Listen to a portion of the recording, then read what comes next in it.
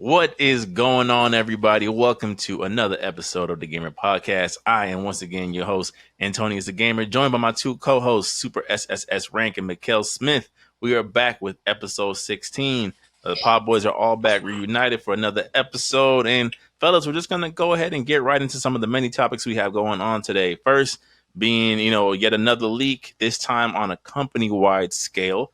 Apparently, there were some documents. I'm not sure to be transparent of the source that they leaked from, but there were some leaks on the Microsoft side, particularly on the Xbox side, that kind of reveals some of the plans that they had and currently do have moving forward with some of their IPs.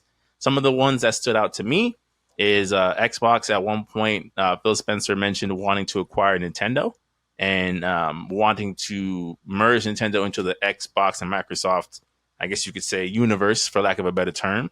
Also, there seems to be plans kind of similar to the last gen of Xbox, where we're kind of getting a mid-console, essentially the Xbox Series X Pro, for lack of a better word, where it's to be, a higher processor, kind of similar to, again, last gen console, where it's like, it's not quite a next-gen console, but it's more powerful than the Series X.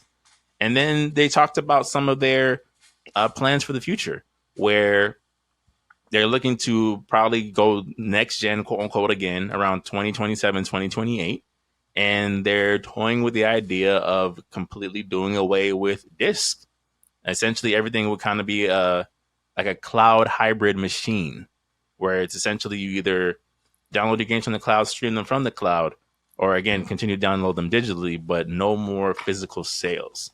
So how are you guys feeling about some of these leaks? What are your thoughts on some of these things that Xbox was aiming to do? And if I remember some along the way, I'll bring those up as well. Okay. Can I put you guys in context, or would you like to share your thoughts first? We'll share our thoughts first, and then you All right. can defend. For me, the going digital part makes sense. That is something that we've discussed about in the past. I did realize there was especially like working at GameStop and seeing the aftermath of that. Like, yes, like used game sales really did hurt the gaming industry a lot, bro, in terms of revenue coming in because after that first copy is sold, everybody just trying to share up this one to two few used copies. Mm-hmm. And then that goes to the distributor, not the actual person who put the hard-earned money into getting the game published, things of that nature. So like going digital was something that I was definitely inspiring to do because yes, man, like these companies, they put a lot of hard work into these things. Now whether things work out in their benefit or not, that's up to the gaming community. But at least you just wanted to do your part. Digital game sales have been on the rise ever since the late PS4 era, and they've slowly, steadily increased. Because to be honest, like these systems have accommodated a lot to the point where, bro, technically, that those midnight runs like GameStop with a Red Bull in your hand doesn't necessarily need to happen no more. You got food at home on the couch. Your game is preloading. And then when you look at it, like, especially with these games are getting bigger in files, like, bro, people don't want all them discs, bro. I don't want a 2-disc game. I don't. So I rather just like, make a sacrifice on my hard drive and just get the game in fullness and have a good time. Okay. But I do feel like, going digital is the best to keep things, and it goes back to what we mentioned earlier, like more centralized. Like, because I remember one time when the PS5s were coming out, like, Sony said, like, oh, yeah, GameStop, we're only going to give you the digital version, by the way. And it was such a big jab because it was like, yeah, because we know no how more you resale guys market go. for you. Yep. Yeah. Mm-hmm. So basically, it's kind of like, yeah, we did that. So that you could tell in terms of distribution games, like they're trying to centralize their markets. So like PlayStation Store, Xbox Marketplace, Nintendo eShop, everybody's trying to get a more centralized format where the money stays in house. And then to be honest, bro, it makes sense. It just makes sense. And as a consumer, all I say is, please deliver on your promises, and that's all I gotta say. Okay. For me, on the digital front, I kind of offer some of the same pushback I gave you guys both at the time, and this will always kind of be like the hill I will stand on until I see better business practices from these companies. I don't mean necessarily Microsoft and Sony. I just mean companies in general. I think yes, I can understand the business side, and everything boils down to the business side, regardless of how I feel. Right? It's all about, like you said, how can these companies recoup on their investments? How can these companies recoup on their hard work? Never going to take that away from them. The only concern that I have with going completely digital with any company is the fair market values. Right, Tim, you and I have talked about this before. Jory, you and I have talked about this before, where you go to the PSN network or go to the Xbox Marketplace or the eShop, and you see a game that's 6 years old that's still at full price. Meanwhile, you can go to a store and get the greatest hits version for $20, or GameFly get it for 10, or Best Buy and get it for 8. So I think while I don't necessarily mind the digital marketplace being the forefront, my concern is they're going to kind of weed out these alternative options of getting these games, and they're going to kind of hit you with the price as the price. And we've seen this with cell phones. We've seen this with laptops. We've seen this with we've seen this with streaming, where it's like, we're going to press up less and less physical copies. Yes, sure, it makes it more convenient for both the consumer and the producer. You don't have to print up as many physical copies. You don't have to find another bookshelf to store your video games at. But when I tell you, like, hey, you're not going to get to play Starfield unless you pay $60 because you can't get it anywhere else, then what happens? So that's something that I've always thought in the back of my head of, like, if we're going to get something where there's a fair market value put in place, like you said, Tim, of in goodwill, okay, after 6 months, a game cannot be higher than $50 if it's a $70 game, and as a year goes on, it gets cheaper and cheaper, and that's the price, then I'm more on board with this. But if it's going to be something where I'm going to hit you over the head with the price, and I'm going to hit you with the new PlayStation Plus prices on the cloud storage space, then I'll take my chances with my disc and my internal hard drive. Thank you. Because you guys are just going to kind of continue to pull my pockets to the extreme. So that's kind of where I'm at with it. I'm not against it, but I do worry that's going to get to a point of it's either us or else. Because why is Call of Duty Ghosts still $59.99? Case in point. The game is years upon years old, and unless you catch it on one of those Veterans Day PSN sales, you're gonna pay full price for a years old game, and I don't think that's right. As far as them trying to purchase Nintendo, I think, I'm like that. I don't know. I mean, wishful thinking, right? We all have things that we aspire to do. I hope to dunk one day, but you know what? No, like, there's certain ceilings on things. Yeah, Nintendo is making money hands over fists. They have an ecosystem. Yeah, and I was just about to say that, bro. I feel like the ecosystem would be too much of a drastic change to really do, bro. No, there's certain things that I feel that are just, to agree, sacred, I would say, and that are off limits. And that things are like, I get it, money, business, like, no, that's off limits. No. Yeah. I wouldn't mind a collaboration, right? Like, I wouldn't mind somebody on the hardware side who's been making these Xbox systems so beautiful and so powerful. Please go help the Switch 2 be something of majesty. So I don't have to play Mortal Kombat 1 looking like it's a GameCube graphics, like you said last podcast, Tim. But I don't need these. I'm kind of anti-monopoly. So these distinct companies remaining distinct is what I would prefer. And that's pretty much my thoughts on everything. I feel like, again, them dropping essentially the Xbox Pro, or looking to drop the Xbox Pro, I think that's pretty standard with Microsoft at this point. I don't think that's anything new. I don't think there's anything wrong with that. As long as, again, you don't cheat out the consumer and like adapt or die from the console that you could only afford previously, I'm fine with it. There was nothing else really that I was like, this seems kind of off. But Jory, it's your time. Let me know what your thoughts are and your rationale. All right, so you guys don't get in the comment section. You guys don't get attacked in the comment section for missing information. The Xbox is just a redesign, right? So that was the redesign from 2020. That's what they showed them. It wasn't for 2021, 2, or 3. Phil Spencer stated those things. That is like the old That is an old blueprint and old just talks and basically that was just more for like placement, just to have an idea so the team can Okay. have an idea. And the language they were using was an office language within the company. Hmm. So if you read the emails, if well, not, what it's all the information's all there available. The Xbox was not going to have a Series X 2.0. It was just a redesign. The only thing that was going to be improved was the terabyte Oh, space and the Wi-Fi. got That's it. it. Okay. Everything else pretty much the same. It would be equivalent to a PlayStation Slim. Nothing different, just more convenient for the player. Hmm. And the Series S would just have what we have now, the black version, with just 2 terabytes instead of Okay. one. Instead of 256 gig, I believe it was 500 gigs or something like that. But now there's a 2 terabyte version of each console. Hmm.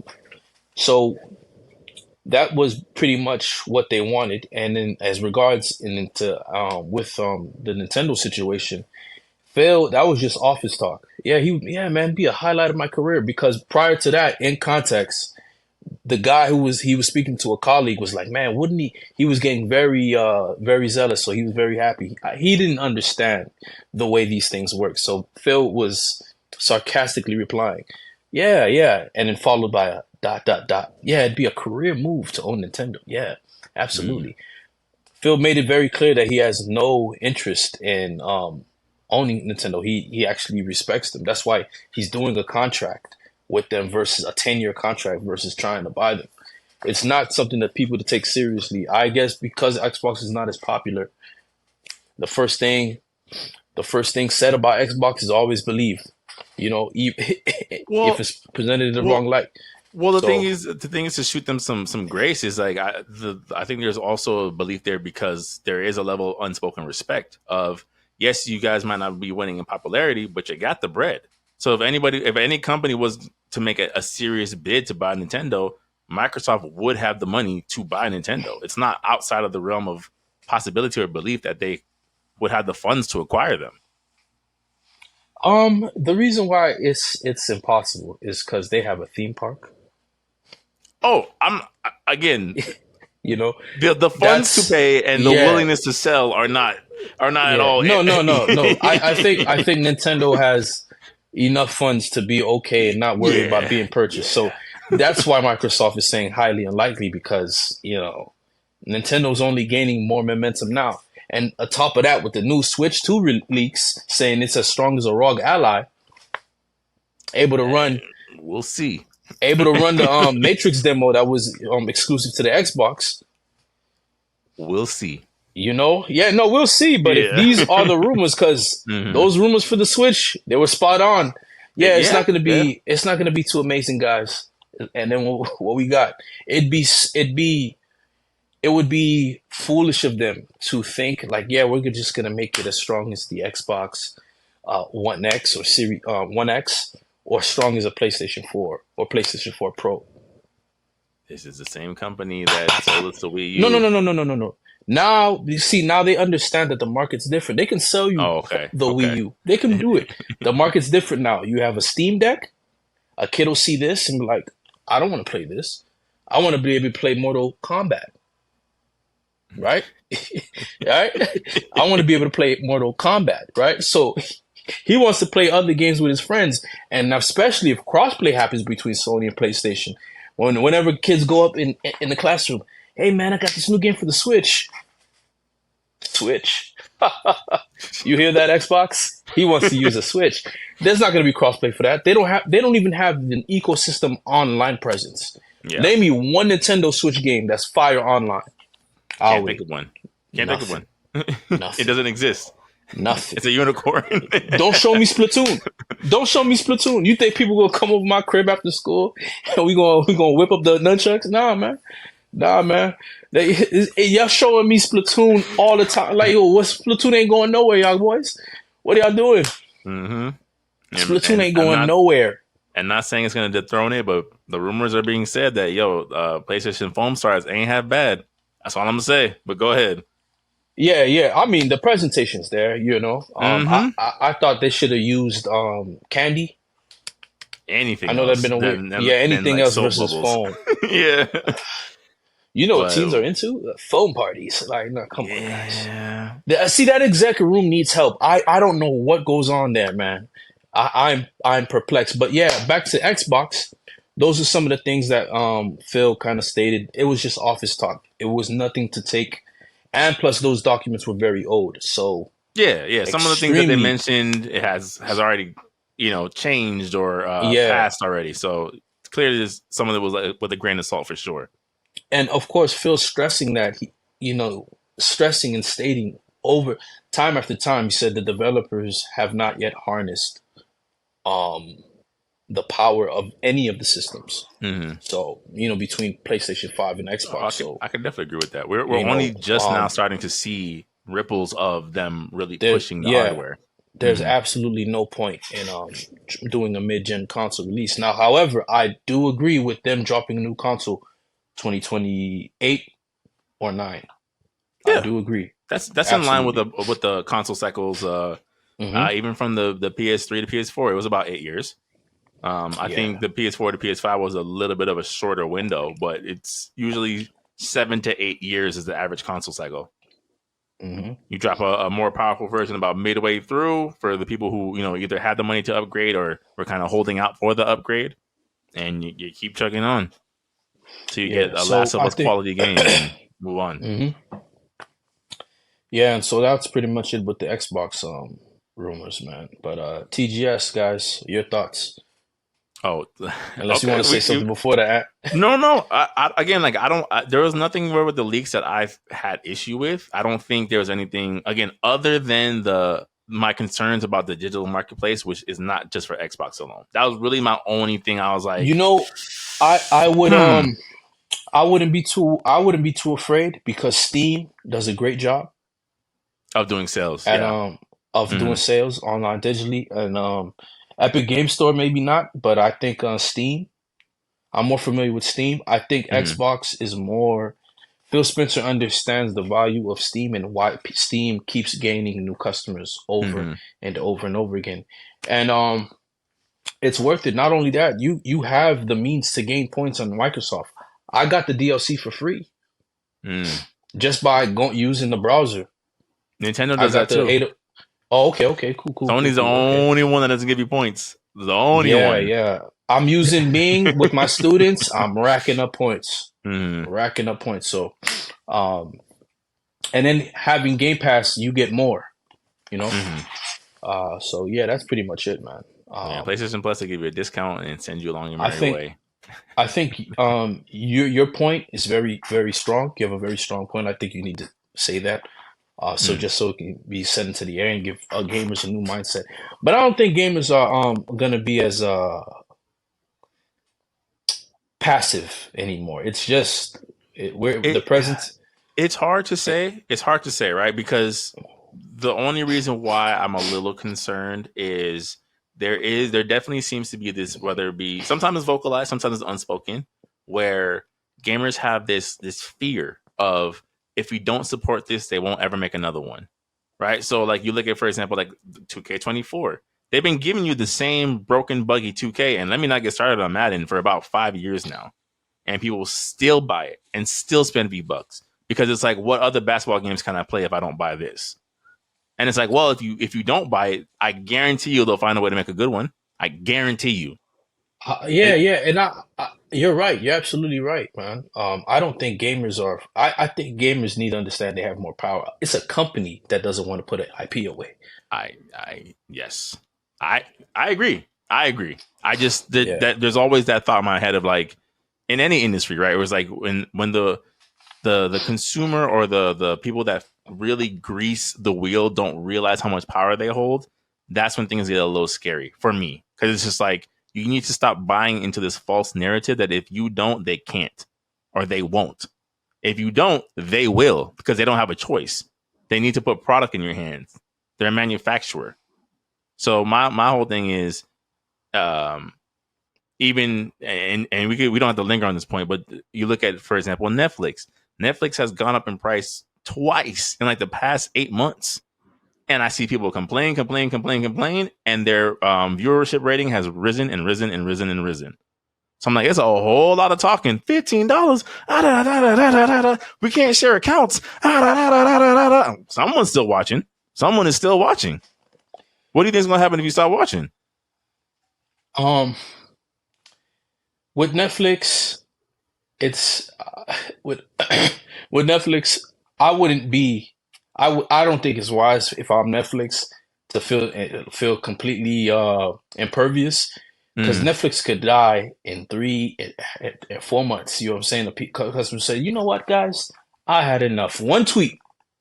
Once the password sharing was going off, these people. Once Stranger Things season, the final season happens, them things is gone. That's why people keeping it up. Like, you know what? That's why people are keeping their subscriptions or whatnot. Or they're doing a wise thing is getting these British shows incorporated. And who knows the overseas what's happening? Maybe in America it's suffering, but overseas, Netflix overseas is doing just enough. There's rumors about that too. That some of these international actors are like, wait, hold on, they was getting paid well over there. Oh no. Okay. yeah. So, Netflix has to find a way. If you're gonna keep trying, if your goal is greed, expect to not succeed. It's getting to that point. It might not happen in our lifetime, but when it does, just like Rome, my friend, just like Rome. Yeah, I agree. And again, we can move on. I think that's always just a thing that it's not a Microsoft problem, it's not a Sony problem, not a Nintendo problem. It's a corporation. It's how much can I squeeze to give less? And it's like you can squeeze, but you have to give enough. I'm not asking. Yeah, we want for you the to world. make profits. We want you to make profits. We don't want you to go out of business. But yeah, of course. The trade-off needs to be. It needs to feel equal. It needs to feel like, okay, I don't mind. Again, I don't mind going digital if there is a policy in place that this 3-year-old game is no longer $70. Then we could talk.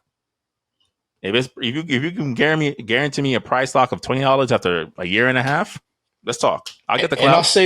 And I'll say this, like, for example, say if Apple decides to release a console, do you know? Where there's rumors about that too. Go ahead. Do you know what that would do to to companies that aren't practicing these good practices? Because the thing, you're gonna spend money, but you're gonna have all your music. You're gonna have all your video games throughout time. You're gonna have the AR. You'll be able to stream it to their version of the Oculus that they're gonna drop. You're gonna be able to play your games on your phone. You're gonna play an invention that you did not know you needed. And those practices. Oh yeah, wait. So what? Oh, okay. Wait, these guys aren't giving you sales on the games. Oh, okay. You bought the game once, and you'll never have to buy it again. Some games come free with the yeah. You know what I'm saying. So we've done an exclusive deal as a $1 trillion company with this game publisher. So and I think these companies need to make themselves future proof, because that's what that's what Phil's been luckily been able to foresee, and that's why the birth of Game Pass took place, because he saw where everything is going. To Tim's point, things are going digital. Yeah. You remember how we used to have CDs? Now we just like, I don't want to see a CD, man. I could pull up my Lil Wayne, the Carter 2. We went from cartridges to CDs to now to Blu-ray. To Blu-ray. Then now it's constantly changing, man. It really is constantly changing. Yeah. And again, I don't want to sound like the dinosaur. I just want fair market value practices. That's all I ask for. Just treat the consumer right, and now you will hear nothing from me. Not a peep. Yeah, man. So not to detract from, but we can move on. Tokyo Game Show. It's still technically going on as of this recording, and they have not let up on surprises. I mean, granted, there wasn't necessarily a grand rollout. It's been more of a explanation of games that were already announced. But we've seen a lot. We've seen Tekken 8 gameplay. Final Fantasy VII Rebirth has just been on this out of nowhere promo run, and I know you guys aren't as into it as me, but boy, my eyes have been feasting for the past 3 days. Like, it's beautiful, yo. I Oh no, need that hey, collector's it look edition, good, bro. It's fire. bro. No, it look good. It's Oh my undeniable. goodness. Yeah, I'm like, yo, this Undeniable. cannot be the same studio that put out 16 earlier this year. It's impossible. These are two completely different looking games, man. You know where 16's team went. And where they got incorporated from. Right, guys. Oh man. But like I said, placeholders, bro. Placeholders. But It's the same thing in dating. The one that you really want, the one that they entertain until you get what you want. So what you're saying is 4 the tech demo, 16 the tech demo, and then Final Fantasy VII Rebirth, we feast, we eat. Man, that company is, yeah. Oh my gosh, they know how to use their assets. A great company, man. They're not a great company in my eyes, man. You know where they struggle in their international market. That's where they struggle. That's where they have the biggest hiccups. So they don't know how to cater to the West. But when they get into the Japanese centric bag, the idea of seeing Cloud Strife riding a Segway didn't make sense until they made all the sense in the world watching him do it. You're in a vacation city. Of course you'd be riding a Segway. Why wouldn't you? Why would you not wear? Why would you not wear a tracksuit? Like a one-piece tracksuit. Why would you not? Yeah. It's just. Oh, you want to play a Sephiroth? Yeah, he's in the tutorial. Oh, I mean, okay, give me everything. It's fine. Yeah. TGS was more of a let's eat. Yes. You know what's on the menu? Let's eat. Mm-hmm. So let's start with Tekken 8. Let's start with Tekken 8. Tim, you posted to the group chat. We're basically 4 characters away from the full base roster. Actually, no, it was off a bit because it was 32 characters, and I counted. I was like, wait, this ain't 32. So I was like, did the math. I was like, oh, we missing a couple. But honestly, bro, it's looking good. But if it's going based off of the leak that Jory posted in our chat a couple of weeks ago, yeah, bro, a lot of those DLC characters that we spent on 7 ain't in there. Which is crazy, bro. So how you feeling about that? Like, they didn't even let them live. So it's kind of like, so who are you selling us? Like, and the first character pass has been announced. It's 4 characters, but then I'm just like, well, who are these people? Well, the only person that I've seen that's from the last DLC who's going to be on the base roster is Zafina. Okay.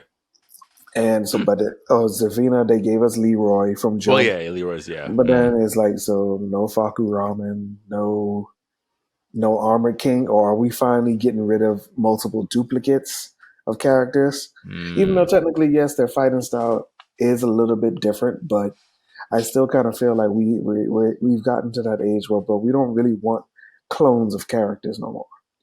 We don't want no more mimic characters. We don't want no more clones. Mm-hmm. People, this is the age of identity. But yeah, man, I'm glad, Tekken Ball, the famous mini game from Tekken 3 is back. So that's really, and I really like it how they're doing their hub world. It's like, yes, it's different from Street Fighter in a good way. Mm-hmm. It's that very hardcore arcade. Let's meet up in this hub world type of thing. Let's get into it. Let's just get into it. And I think, and I hope Olin returns, because honestly, this is the perfect setting for that type of stuff, bro. It really I think is. if they brought in a Tekken volleyball, it's going to come back. I think several games are going to make a return. Probably Tekken baseball, where you punch the baseball with your fist or something. I'm pretty sure this Tekken feels like we're going to get what we want, because if you guys didn't notice, the graphics have continued to look better and better. Are on another. They look exactly like what they showed us. Mm-hmm. And you would realize that if it just only depending on the setting, if it's like a nighttime setting, you could see like, yo, this Kazuya looks like Kazuya. The cutscene, the CGI cutscenes look worse than the in-game cutscenes. Yeah. Like when they transition to the fight. I was about to say, I was going to ask, like, how do you guys feel about Jin riding a motorcycle up a building and using it to destroy a helicopter? That's That's Tekken. that's Tekken. That's No, That's but I'm that's Tekken. saying Tekken. That's like, Tekken. but it is. But does that give you guys hopes about a coherent story mode? Is what I'm Oh, saying. absolutely. Yeah, yeah, Okay. Okay. yeah, yeah. Because Kazuya's first line is like, "Oh, did you even feel remorse for all those people that you killed?" Mm. Acknowledging that was 6, right? 6 where Yeah, he yeah, 6. Tekken 6, where he did Where he this went full whole, dictator, full yeah, terrorist. And in once the name the of good, Japanese quote master unquote. once the Japanese man starts doing this sit down with his legs crossed, it's a wrap on that throne. It's over. It's over. Mm. no, Um no, but yeah, man, Tekken. I'm really looking forward to it. I also got a release date for one of my favorite games, Under Night in Birth 2. So it's coming out in Oh, January as well. okay. So yeah, And bro. that's like the sequel. That's not a sequel, right? It's like Yeah, the yeah, okay, yeah, yeah, like the yeah, ultimate edition, basically. yeah. Yeah. Well, I wouldn't Well, even call it that, but no, it's a okay. sequel, but technically not a sequel. But yeah, I'll give it that. But yeah, bro, I'm excited. January, that's my birthday month, so that's It's a good time January's to looking go pretty in. good. Yeah. January's looking pretty good, man. Yeah. Pretty good. This is like I said, man. This is a great season for fighters. Twitter has been going real ham on terms of like Mortal Kombat. Oh, 11 was this. Oh, 1 is this, and is that. But it's just like, bro, it's a beautiful game, bro. Yeah. Regardless, regardless of how you feel about it, it is a beautiful game. Yes, they made some decisions that we are still not very on board about. But honestly, yeah, bro, we're gonna get it probably like within the next 1 or 2 months. Of like, If you think in if terms of the DLC rollout, or just in terms of what their long term plans are? Because they didn't really give us a roadmap like how we're getting with Street Fighter. We don't Yeah, really they know didn't. what to expect. To be honest, I don't foresee them starting till I would say I think we won't get like any updates probably till the winter. To the winter. I feel What? For yeah, Mortal Kombat? I feel like updates like news Oh, okay, wise. okay, okay, okay. Mm-hmm. Yeah, because when you look at it, bro, we're basically in October, so Mm-hmm. I don't foresee any new news until like probably like mid December. Okay. Because you remember the VGAs. That's literally like the last thing left for the Oh. year. So I So feel when like, Ed Boon comes to win Fighting Game of the Year, he's gonna be like, well, guys, got something else for you. It's the Shaolin actually, Monks that logo is flashes on the screen. nope. Here's this character pass for $40. Mhm. With another celebrity cameo. yeah, they Wesley tearing into Snipes walks Megan out. Fox, man. No, we talked about it last pod, George. They are cooking. Was it GameSpot put up a whole clip dedicated to please no more celebrity voiceovers in games and use That's a her little as too a much. thumbnail. I was like, I don't Wow, think it that's an wasn't attack, that man. bad, yo. What they got against them? Nah, that was an attack, man. Come on, man. Yeah, They attacking homegirl. They didn't have to do that, though. They didn't have to do yeah. that. Nah, It nah. yeah, She's it wasn't she's that deep.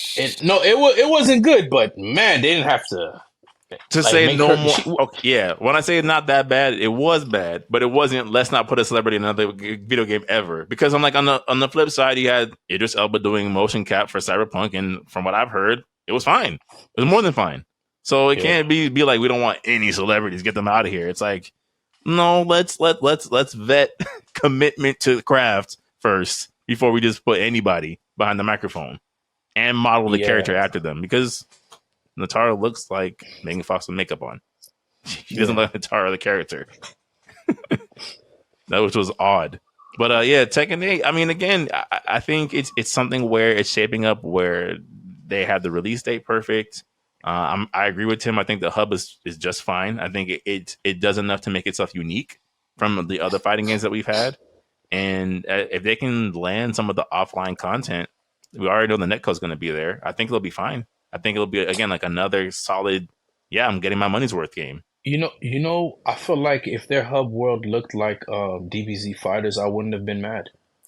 But Where's the that that chibis? te- well, that technically kind of what it is, bro. Like Mm-hmm. Oh, okay. it's not anime chibi, but Mm-hmm. Yeah, it's yeah, It's the same concept. okay.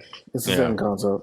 That's what it is. Yeah, I feel like the execution, if they went more of anime chibi, would have worked more because this one is like a semi-realistic, but not quite. Then you might as well just go. with how I mean, Street Fighter did it and make it. You know what I'm saying? But I'm not. That's just me nitpicking. It doesn't. You know, I'm not losing sleep over it or anything like that. I no, don't really care. you just want But to spend $100 on cosmetics. no, I'm not, I don't. I have Street Fighter right now. I use what I got. What the game came with. I ain't buy nothing. The only Right, thing I that. bought. The only thing I bought was Ryu's costume because I like Ryu's original costume, Ken, Chun-Li, and Cammy, and Guile. And that's it. Called it a But you day. don't think they should have just given that to us in the base game? Well, you can get it in the base game. When I had enough points and I just spent whatever I got and I got my money back. So that's the thing with Okay. the points with Street Fighter, you get your money back right after you complete your task. So Okay. yeah, I guess just to yeah, touch it yeah, on it it, could have been in the base game. to touch on it just because it was included in TGS technically. The Aki fully revealed trailer, the fact that we're getting new stages as DLC. How do you guys feel about all of that? You cool with that rollout? That's typical Capcom. Typical, Yeah. like how you said in a group chat, especially when they seen all these tweets about, oh my gosh, separate ways is the pinnacle of DLC. They're feeling themselves again. So them prize tags is coming, boys. It is coming. It don't take much for them, huh? It just don't take It don't much. take The it don't minute you take pat them on much. the back, you're like, okay, pay us more, thank you. You're like, it's like, yo, y'all had to say you were on a PR nightmare with your fighters, and it took you no time at all to get right back to charging this. Right back to charging this. You Yeah. had to give away Street Fighter 5 because it did so poorly. Now Street Fighter 6 is selling. You're like, all right, boys, we're back. Ultra Street Fighter 4 practices all over again. No, Pete. Listen. I don't think any company's safe, man. Look at what happened to Saints Row. You know, no Ooh. company's safe, man. No company's safe. Now, I think the developers understand that there's a whole series of sniper rifles right there around their corner, and it's only because they allow it. Like I really believe, because with the expense of with everything becoming so expensive and people not getting their money's worth. Mm-hmm. Listen, it's if anything, it's gonna trickle down to the generation after us because they're like, "Yo, you heard about the refunds with Fortnite?" You know, Like we're gonna kind of set gamers. the landmarks of like this gamers kind of Yeah, fought back, yeah. so to speak, on these practices. I mean, side note, look at what's happening with Disney. As People far are fed as up. As far as Disney not making, how much money they lost a couple throughout the years with every release. They had not went plus from any of their releases. They didn't even break interesting, even. Not to mention the CGI is depreciating. You know what I'm unacceptable, saying? Greatly. unacceptable. Like the CGI, there are no CGI artists because they're on strike. And like I think gamers right now are becoming very vocal and they're impatient now with what's going on. And the gamers, the game voice that's being like, oh, just be happy with what you got. There right now, they're being ostracized because they're like, yo, you guys are so passive. You don't speak up for anything. Everything is good enough as it is for you guys. So, we kind of just shoot you out the way. Just be No, glad I we're mean, getting something. yeah, just be glad we're getting. No, I'm paying money. If I paid money in before, I still have an input to speak. Yeah. Dragon's Dogma, I still can't swim. What's up with that? That don't make no sense to me. Breath of the Wild, I can't swim.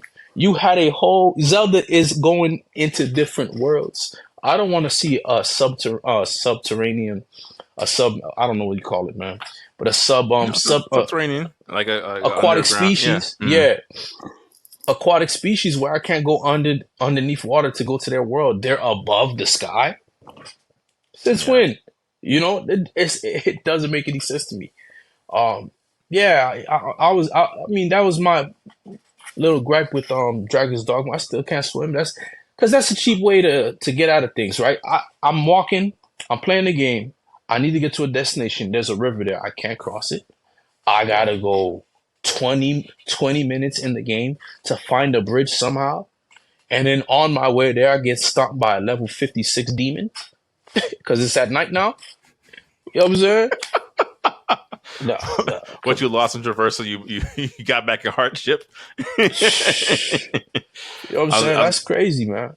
I was gonna ask you, Jordan, and Tim, if you saw it at all, with Dragon's Dogma 2, or how they said they've been developing it technically for 11 years, and they use Grand Theft Auto 5 as inspiration. What was your guys' takeaway from that, if any? They use Grand Theft Auto 5 as inspiration. I think in terms of I creating like a living, breathing world. it looks kind of dead. Yeah, It looks kind of dead, man. yeah. Because like to be honest, it's like I've always felt like Dragon's Dogma has always been their like response to The Witcher. I would say. Yes. It always Like kind of reminded me of Skyrim. I don't know why. I just look at Dragon's Dogma like, oh, this is Capcom Skyrim, basically, or Witcher, like you said. Which is crazy because it has none of the personality or charm. The Witcher is a very charming game. Part of the problem. It's part of the problem. Like there's no charm. There's no you're gonna tackle something like, oh, go ahead, Tim. well, the thing about Capcom is, bro, and you remember this is the debate that we've always said about when it comes to like Street Fighter and Devil May Cry is a lot of Capcom's properties, bro, have bad writers, bro. They don't know where to take these stories. So like yes, they're giving you this world where like yeah, it's barren, bro. It's very barren. There's a few enemies here and there. Like Lost Planet is a prime example of like it's just that like when it comes to certain details, like Lost Planet 2? Capcom games, they just missed the mark, man. They missed the mark on a lot of things. It's just like they go more for like aesthetic, and I would say They're really good at sometimes, character designs. Like I thought yeah. the designs for Dragon's Dogma 2 that we saw look dope. Oh, sorry, go ahead. Yeah. I mean, the anime was good on Netflix. Mm-hmm. I mean, so that's where like I'm like, well, I thought like there was hope for this, but just sometimes, bro, when it comes to just overall development, and I guess it's part of the post-COVID rollout. It's just certain things just feel flat. Yeah, like with Dragon's Dogma 2, like I'm happy. It looks great. Mm-hmm. It looks great, but this just looks like a remake of Dragon's Dogma. Gotcha. You got like Gotcha. 2 biomes, 1 new species. There's no elves. There's no like. Listen, Capcom. It doesn't hurt you to take from what's already existing Mm-hmm. and make it better. Like there's like these lion species. They don't even look better than homie from Final Fantasy X's lion species tribe. Right. Like they just look like they don't even. I'm looking at people play the game. I'm following our ranks or whoever got a chance to play it, Maximilian, I guess, one of those YouTubers. Mm-hmm. And I'm looking at this lion character design. I'm like, this is trash, dog. I mean, like it's because you're so happy that the game is out. Oh man, another Dragon's Dogma. Yes. Kid, 2 hours into the game, you're like, yo, I'm tired of looking at this lion. And then I gotta save this princess. She don't even look appealing. Like, yo, like I'm already disconnected from this character. Yeah. And then you get what I'm saying? In the Like era that we moved into of this type of game where it's like you have your Baldur's Gate 3 with every character design is unique and interesting looking. And then you have a game like Liza P, which is Pinocchio inspired, but it's like this puppet world with all these amazing concepts. And like you said, it pulls from better ideas. Like it's basically a Souls Light, but done in a creative way. You got to do more. And it's like, I'm glad they didn't give a release date because I said, man, I gotta save these guys. Because these gamers, man, they're like, oh man, yeah, dude. And then when it finally gets out, they're like, man, this game kind of blows. And then they turn on, and so now the companies don't know. Like, we're like, what's happening? Mm-hmm. You was guessing this up to the release, and then what happened? Yeah, what changed? Yeah. I didn't see anything that was like, oh wow, this is a game I think I want to give a shot. Now I was like, oh, okay, this is something. This is something, I guess. Yeah, the combos are there. The combo, like the animals move too slow, in my opinion. I need to be challenged. The story, like, there's a lot of cool concepts that don't go anywhere. So it's like there's no point of having this cool design if it doesn't go anywhere story wise. You know what's funny? It's funny you said that because that's exactly what Tim said last week about Devil May Cry. That's exactly what he said. Oh no, Devil May Cry 5? Yeah, No, yeah, that's it's a exactly lazy what he said, job. almost It's a word for lazy word. job. It's a lazy job. I'd rather them just make 3. Had they made 3, they would have been all right with me. But they didn't. No. No. Nah, Why? we don't. We won't get into the debate tonight. We'll Okay. dedicate an episode But to Devil May Cry so y'all two can all really right. get into it. All right. But yeah, Devil May Cry 5 was lazy, man. Like the momentum that they gave us from that demo did not carry out throughout the whole game. That fight with Goliath, there was nothing like that or equivalent to like that throughout the game. I'm thinking every fight I'm going to, there's going to be a crazy transition that I could either initiate or activate, or it'll just happen because I got knocked into a column or something like that. None of that energy translated throughout the game. So it kind of like you're finding yourself going through these whack biomes. This tree, the tree of might, the tree of demon, and then a fruit come out the tree of might, and then I'm fighting Virgil again. You know, I was hoping in my mind, okay, Mundus gonna come out nowhere. Ha ha, Virgil, ha ha, you fall into my trap, and Right, the sins then of we your have father. 7 more stages leading up to where I can play as either Dante, Virgil, or Nero. And then we'll just go on from there to the epic battle where we all 3 come together and we fight Mundus. Did that happen? In my dreams. Yeah. Tim was like, he's like, Nero's supposed to be the son of Virgil and stronger than the both of them, but you didn't even feel it. Like, you're just like, okay, he's the son with what you said, Tim, a Mega Man cannon? That's it? I was like, this is the future? Yeah. This Gohan? Okay, yeah, all right. What a way to waste Donnie Yunba. You know? Man. You know, and it was a lazy job, man. It was a lazy job, man. Like Devil May Cry, and Dragon's Dogma, I'm feeling that too because he's the one who did it. And this is a game he said he wants to make. I still can't swim. I don't see any improvement. You gave some excuse. Oh yeah, you can't go into the water because there's some Loch Ness monster that I never fight. That excuse don't work no more. We there's too much SSDs running in the hardware to be like, you can't swim. Yeah, you instead of me playing with my homies, y'all give me pawns. I could play with their pawns instead of mine. They did say that, instead, right? Okay, what are you doing? You know what I'm saying? Single player game with no co-op. I was like, oh. Yeah, no. But then the Japanese version has co-op.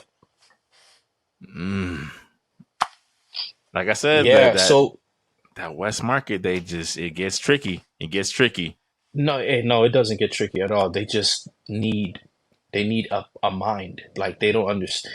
They're too. They need to be Japan. That's how you win. Be yourself. No. Be yourself. No, Jory. Why? Because then we get Tetsuya Nomura, and you get your 14th hooded figure, who is some mysterious figure from your past, for about 6 games straight. You don't want it to go to Japan. You don't. Okay, no. Now. When I say respectfully to all of our Japanese listeners, respectfully, I don't want to go to American. No, keep it. I don't want to go to like. You gotta have someone to kind of. No. But like, here's the thing: when I say keep it Japanese, like, look at Final Fantasy. When you keep it Japanese, you get your inspiration, but you kept it true to who you are. When you do your Tales of Arise, you keep it true to who you are. The story got wild towards the end, right? But I still enjoyed that game. You know, keep it Fire Emblem. Like, it's not hard. They can when you stay yourselves, it works. You know. Gotcha. That's all I'm saying, man. That's all. That's what I mean when I say be yourself. You know. Yeah, I thought you meant like kind of get into the eccentric aspects of it. It's like, I don't know, man. Yeah. No. Like Insomniac not being Insomniac. Got it. You know. I got it. You know what I'm saying? So basically leaning to your strengths, essentially. Your cultural strengths. Makes sense. Yeah. Before we move on to Capcom and get to, Square Enix doing their thing, you guys' thoughts on the Resident Evil 4 DLC? Is it worth the $10 in y'all opinion? Did you get what you feel like you signed up for? Yes. Separate ways. I watched it. I watched it on YouTube yesterday. It was worth $10. Mm, I wanted to see it, for obvious reasons because mm, I am a big, huge Resident Evil five fan, mm. and honestly, bro, it was just all the hints were just thrown in your face. The moment Wesker shows up, bro, Like it's coming. I don't it's like it's Weskers in this game. I know it's irrelevant. I wanted my boy DC Douglas back, but I don't know what happened. This Weskers just doesn't do it for me. It's like Megatron in all in Beast Wars. right. You know what I'm saying? Calm that It's down. like taking out Megatron in Beast Wars. That Megatron is so iconic, man. That's the greatest Megatron.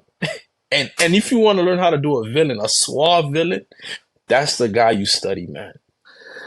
You know what I'm saying? And it's just like this Weskers is flat.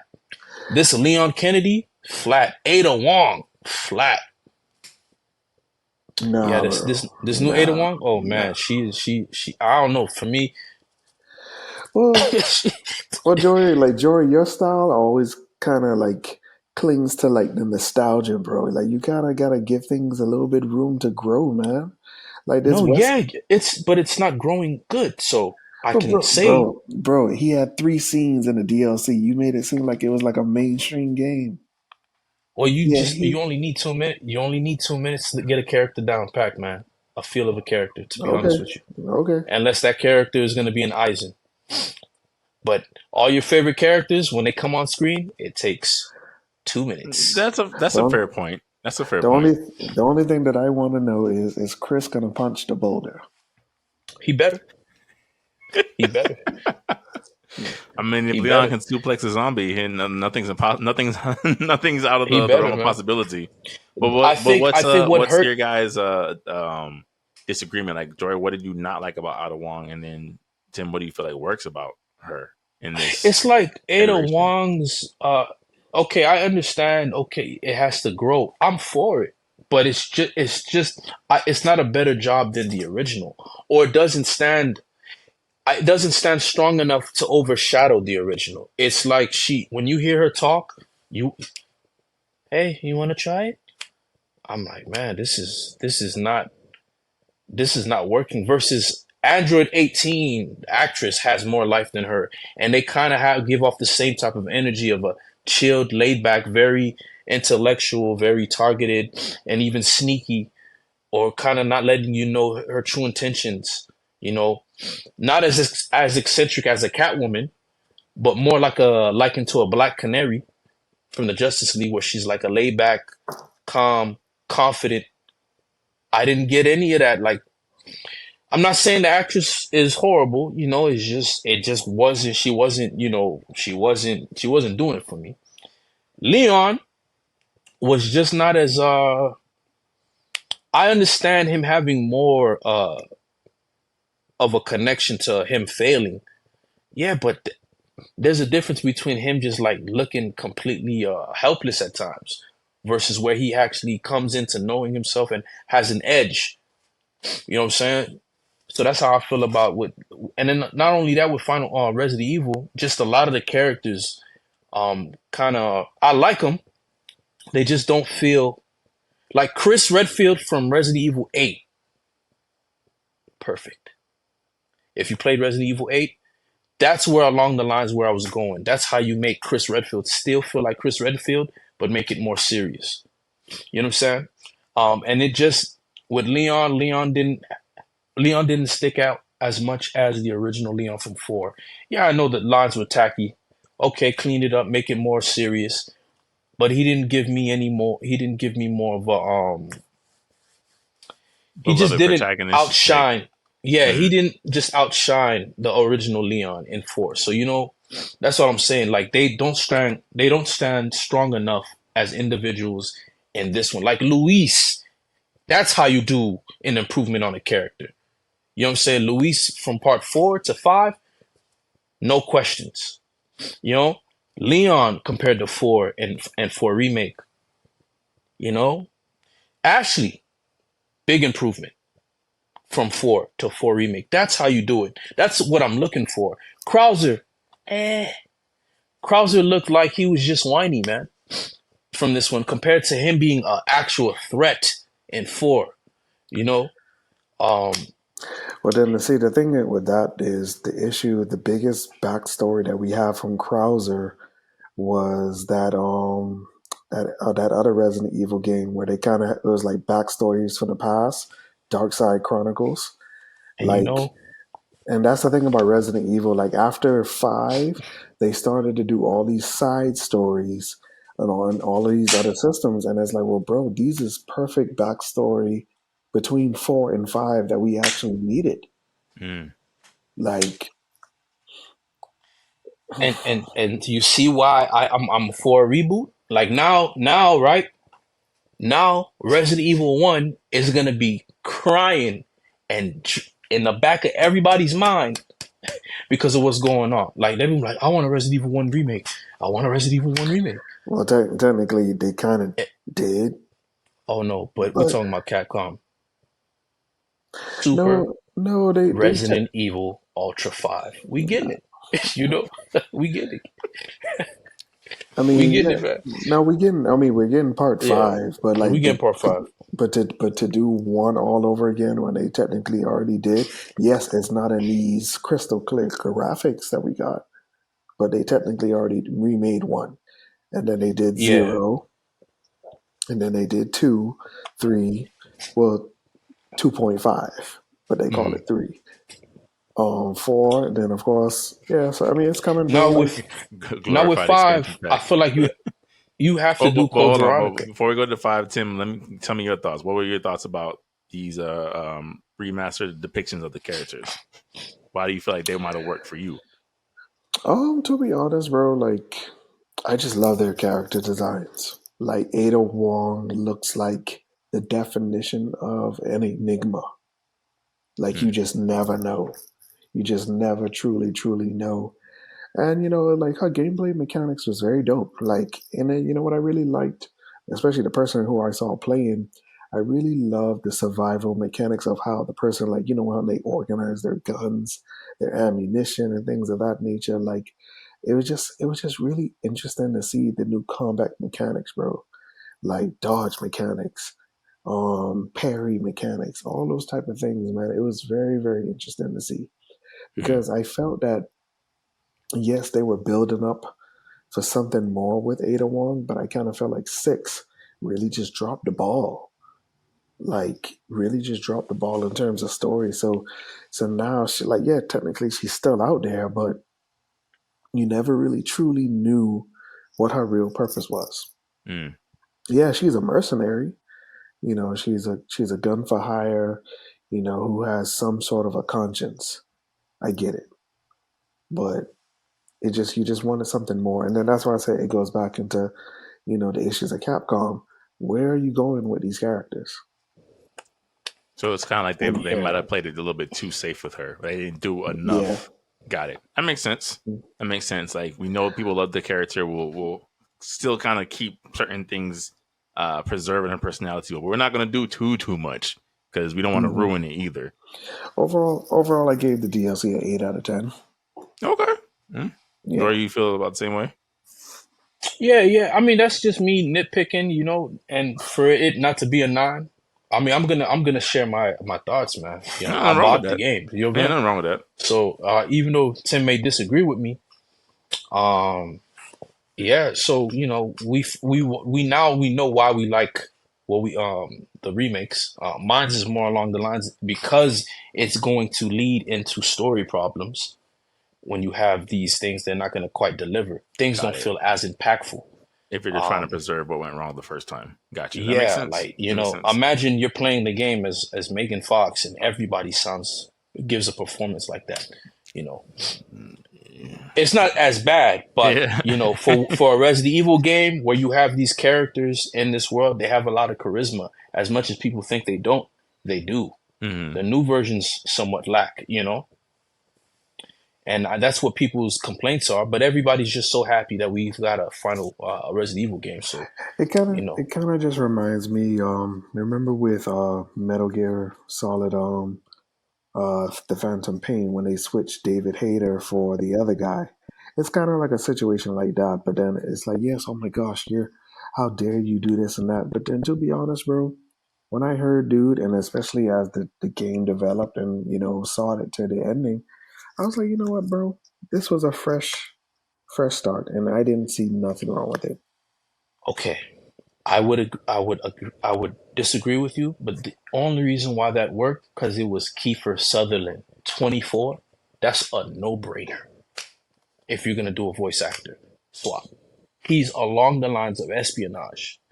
If Daniel Craig were to replace the voice of Leon Kennedy, and all of a sudden Leon Kennedy's an Englishman, special agent, it's along the lines. It'd be very difficult to, Just like it. rebuke.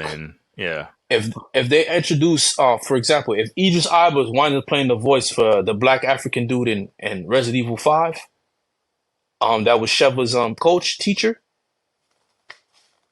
I'm not complaining because I know I'm gonna get me some. I know I'm gonna get a performance. You know what I'm saying? So I think that's why it worked.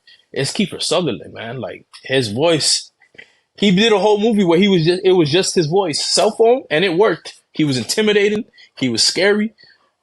Phone booth. I think it was called with Colin Farrell, one of those movies. But that's why it worked.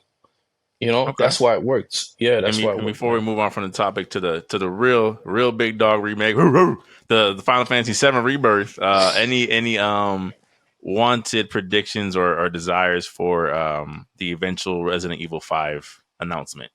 What I guess like one or two things you guys would want to see confirmed out the gate. I do feel like we should do Code Veronica first. I do feel like that is just that is such a huge piece of story that you're kind of just like, you really gonna skip this and go straight to 5? You have to. You have to. Like you have to. It's like introducing Thanos, or it's like going from Captain America to Infinity War. There's no context for Thanos. There's no build up. Weskers does not even feel like Weskers, like some mastermind. And to be honest, if you really want to build anticipation for Weskers and build Weskers up, you would have to start from 1 to when he betrayed everyone. And we didn't see that coming in the game. That right there, when he said, yo, I'm going to make Tyrant. And he releases Tyrant. And then Tyrant kills him. And we're like, yeah, Weskers is done. That's it. Weskers is an idiot.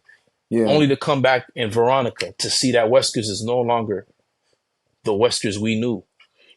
Yeah. Making 5 make sense because now you find out he was a part of a super superior genetics baby, and he's not the only one like him. Yeah, you definitely need Code Veronica before 5. But that's all I would say is like, at least do that right. Because I do feel like that was a big pinnacle in Resident Evil history. And it adds more backstory. Okay. Yeah. Okay. It's super controversial because a lot of people don't like Code Veronica and a lot of people do. It's either they really love it or hate it. But I think this is the perfect time to remake that game and give it something. And the reason why Chris Redfield got so big was because what Weskers did to him because of Code Veronica. A lot of people didn't know that. You know what I'm saying?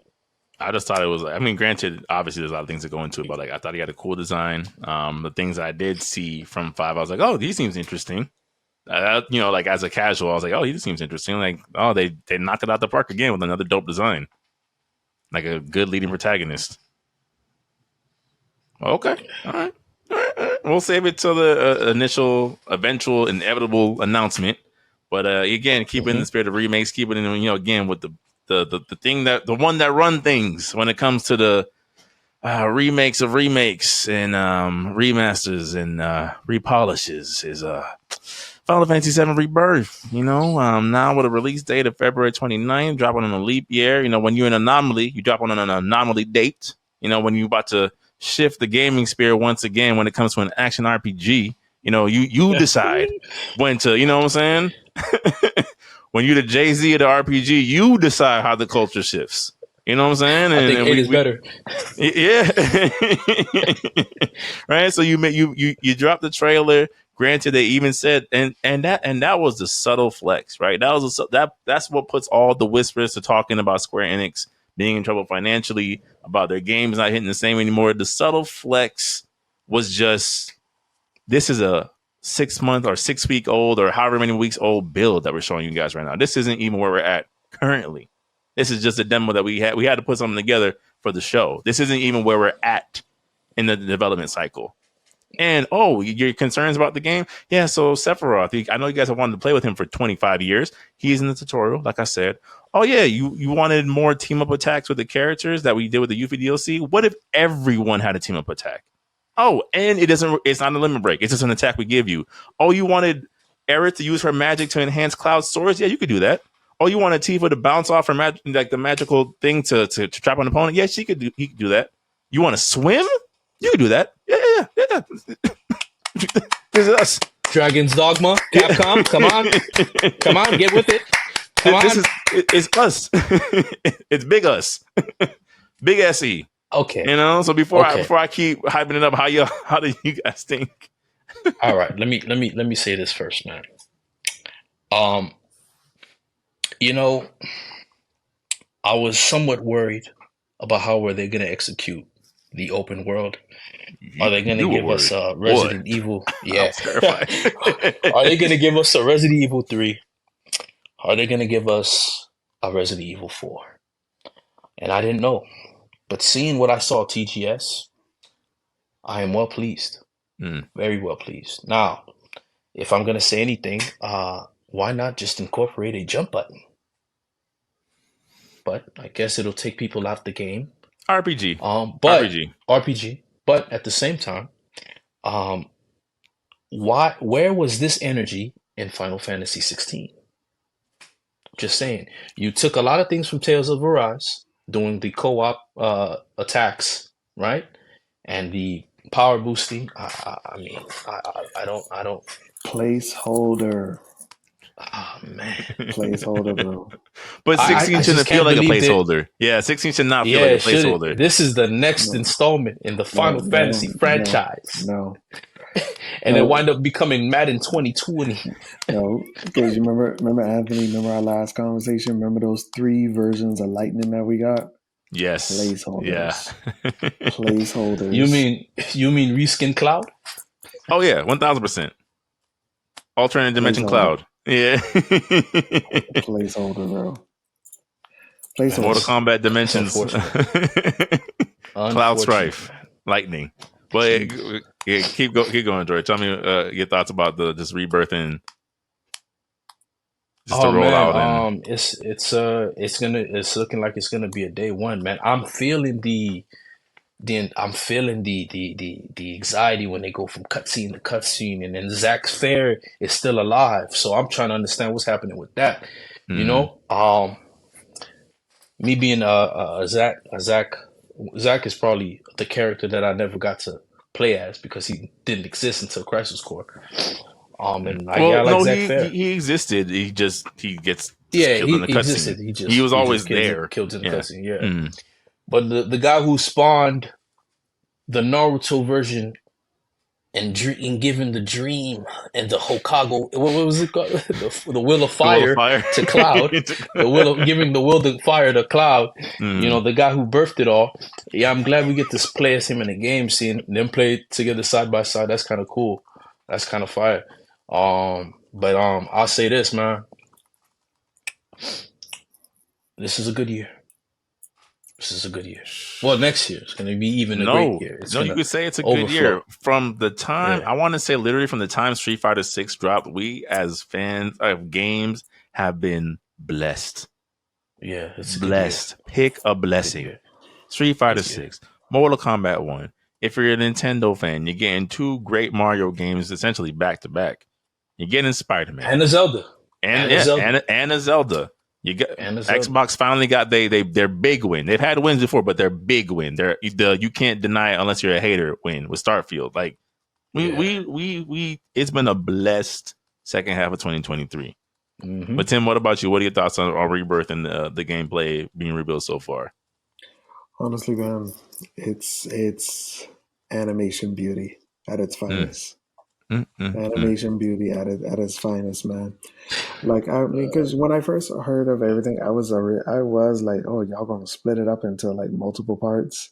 I Mm-hmm. was a little bit ticked off by that, but seeing like the amount of development power that they've been putting behind each one, even the Yuki DLC of how they handled that, I was like, you know what? Mm-hmm. Okay. Mm-hmm. And then the transition from PS4 to PS5 was very smooth. So like, enhanced graphics and things of that nature. Um, it's just beautiful, man. I'm really looking forward to the Sephiroth action, man. It's just like to see that person I've never seen a villain that is so meme worthy of just like that sinister but also very celestial look in his eyes. Yes. Yes. He walks that fine, like you're right. He's so meme worthy. He should be a joke. When you see a slow down cutscene of his hair flipping in the wind, and you just think of the first L'Oreal commercial you could think of, and he has a bigger than life story. You're just like, I want to make a joke, but I can't because this is actually really, really cool. I can't explain why this is so cool. He doesn't even have two wings. He has one wing. He's the one winged angel. Like, oh, oh, this is so cool. How are you so cool? I think what scared me in that scene is when he slices open the tank and the body falls out. Is this Man. me? And I saw his face and say, "Yo, he about to have that Yu-Gi-Oh! Not Yu-Gi-Oh! Moment, but the I call it the Gara vision, Oh, fish eye with lens. the Oh boy, and you already know it's over for you. But once that hmm happens, man, with the dramatic, yeah. oh man, so Oh my gosh, yeah. so Let's see. Where the where do I chocobos, man. Start with the chocobos, man. where do I Breeding start, yo? chocobos, man.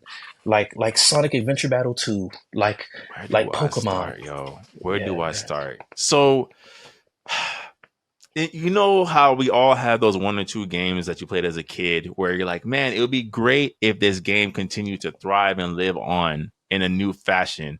And like, what if they did this? And you're almost doing fan fiction in your head of like, it would be cool if I could do this limit break in real time. And this character could team up with that character, and they could have these like dual attacks, and maybe if this world got expanded a bit, and like you're as a kid, your imagination is overflowing, right? And and of course you played the PlayStation version, or I played the PlayStation version of Final Fantasy VII, and you're seeing these pixels, and of course it's cutting edge at that time, but of course it's still turn-based combat and things like that. And Tim has mentioned this plenty of times before, but I gushed over Dissidia because Dissidia felt like the real-time action adventure version of Final Fantasy that I always saw in my head of like this could make a great action adventure genre if done properly with the Final Fantasy aesthetics to it. So on the 10's point about 16 kind of being a tech demo, it's like, yes, you have the action adventure qualities, but you're missing that little secret sauce of this is still an RPG series at the end of the day. And it's just like all of that just got confirmed with the Rebirth trailer. Like Tim said, it's like I there's no reason why these characters need to play different, but they do. Yuffie feels like a ninja. I feel like I'm playing a ninja in an RPG. Cloud feels like a guy with a gigantic sword. I've seen compilation videos of Tifa juggling characters like she's in Tekken in Final Fantasy VII Remake. I'm like, who thinks to do this with these characters? This is again, this is my childhood fan fiction being played out on a beautiful 4K 60 frame per second 3-minute trailer of just like these are things that I knew I wanted. I didn't think I would get, and you guys are showing it to me with every single trailer. Where is the collector's edition, and how soon can I get it? I need a steelbook.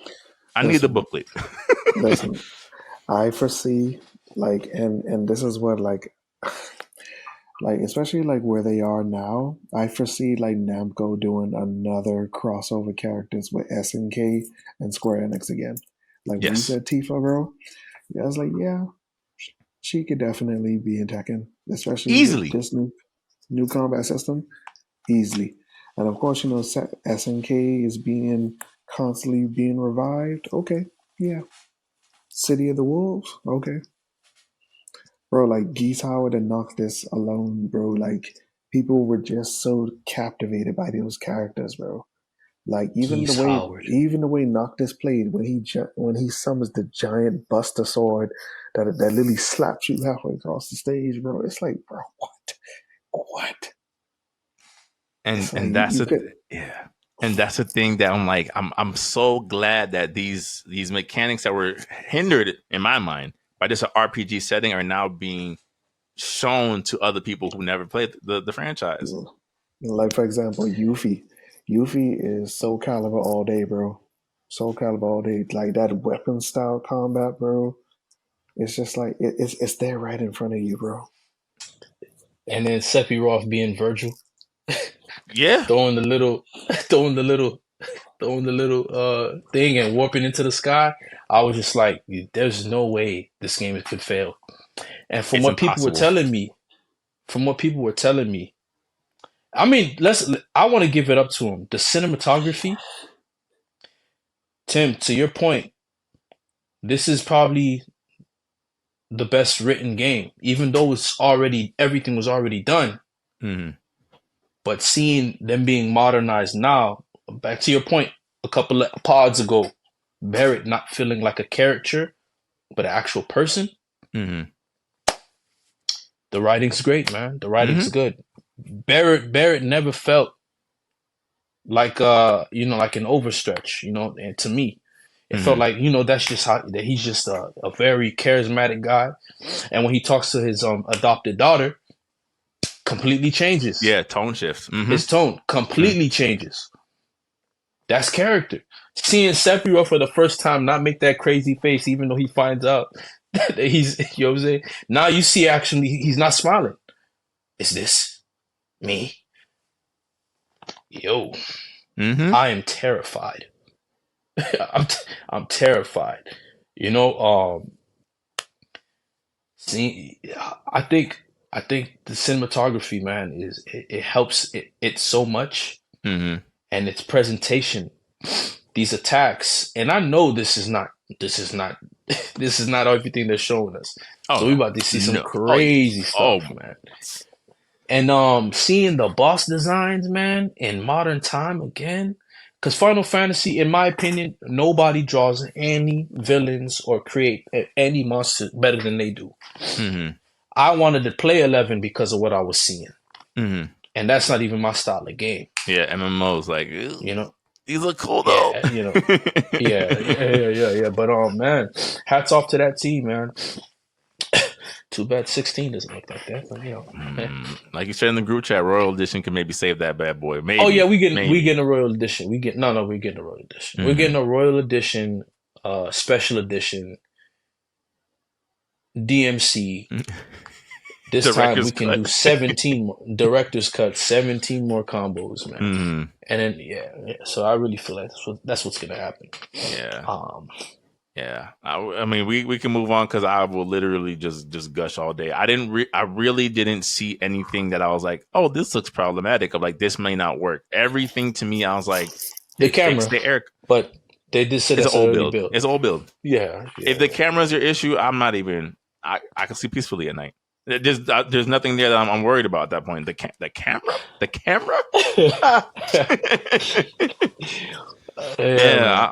I'm just like, I'm sure they'll continue to surprise me. I'm sure there'll be more things that we didn't know that they could pull off that would just, even again, something as simple as seeing Cloud and them hop on the chocobo, go into the ocean, or hop off the chocobo, go into the ocean. Just the level of exploration of like, yeah, you're not getting an open world, you're getting a fully explorable open hub. What more could I ask for? Dragon's Dogma. You hear this? Swimming is important. Yeah. Talking about you're inspired by The Witcher. You have a character on like that looks like The Witcher, grab a griffin or whatever, heartbeat, and you can't swim in the game? That's crazy. Crazy. I can't go on a boat and do an adventure and fight a hydra? That's crazy. Yeah, man. Let's get back to it. It's getting it done and then getting it done right. And everything I've seen so far, getting it done right, man. It's like you guys deserve to sell 10 million copies. That's you going on vacation that week, man? You going on Oh, vacation? yeah, no. I'm gonna give y'all the login. Pod away. Pod away. I'll Boy, be here in presence alone. Yeah, yeah, for sure. I think we might as well just stream, man. We might as well Yeah. just do a stream party, man. Yeah. Just do a stream party. We just watch. We might as well, man. I'm gonna set up the collector's box. Set up. We'll do the first man three stream. We'll have 3 streams going on at the same time.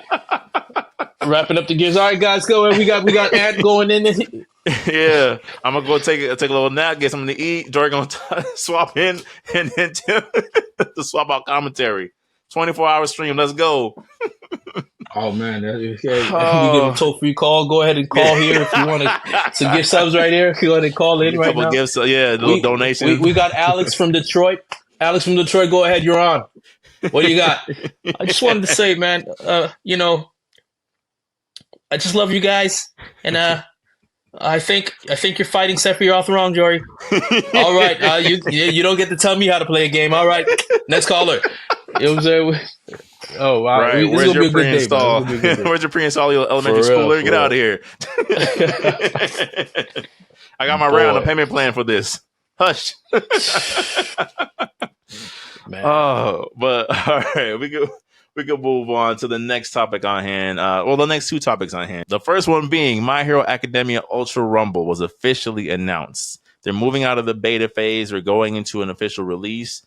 For those who don't know, My Hero Academia, just like any other anime game, is getting its own, I guess you could say, other genre spinoff, where it's still going to be a versus-esque game, another arena-style fighter, this one being free to play.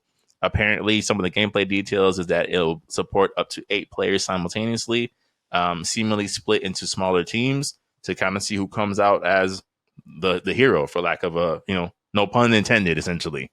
And guys, how do we feel about the My Hero Academia franchise as a whole in the gaming space? And what do you guys think about this being the next big, I guess, installment in that anime property? I'm not too excited about it. Free to plays are hit or miss for me, and I think when they come to, especially when it comes to fighters, I don't think they do very well.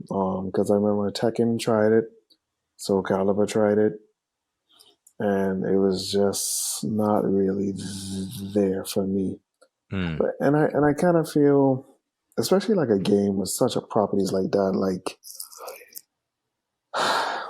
you want more depth. You definitely want more depth, and especially where we are now with the story, that bare for bones, free to play type of style. Like yes, transaction infused type of business 100%. Model.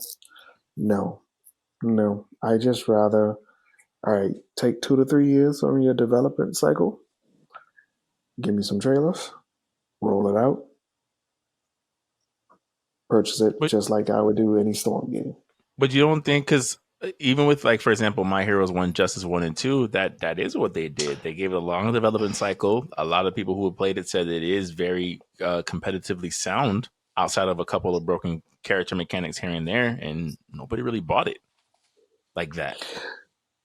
Well, I mean, to be honest, bro, it's just, especially I was looking at this in the anime fighter world, it did look kind of strange from the arena perspective, because like I look at anime fighters like, yes, the pinnacle is Storm, and I look at like other anime fighters like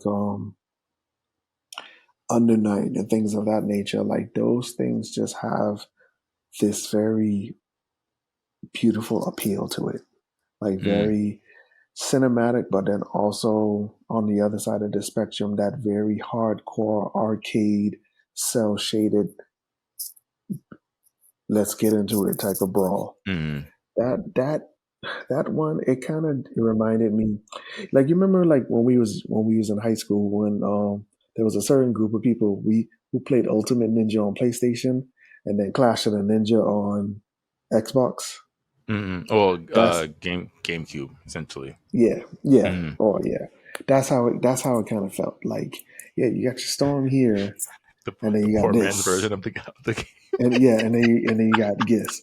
It's just like you vividly see the difference. Like, I don't really like the style of this one. I like more of like that.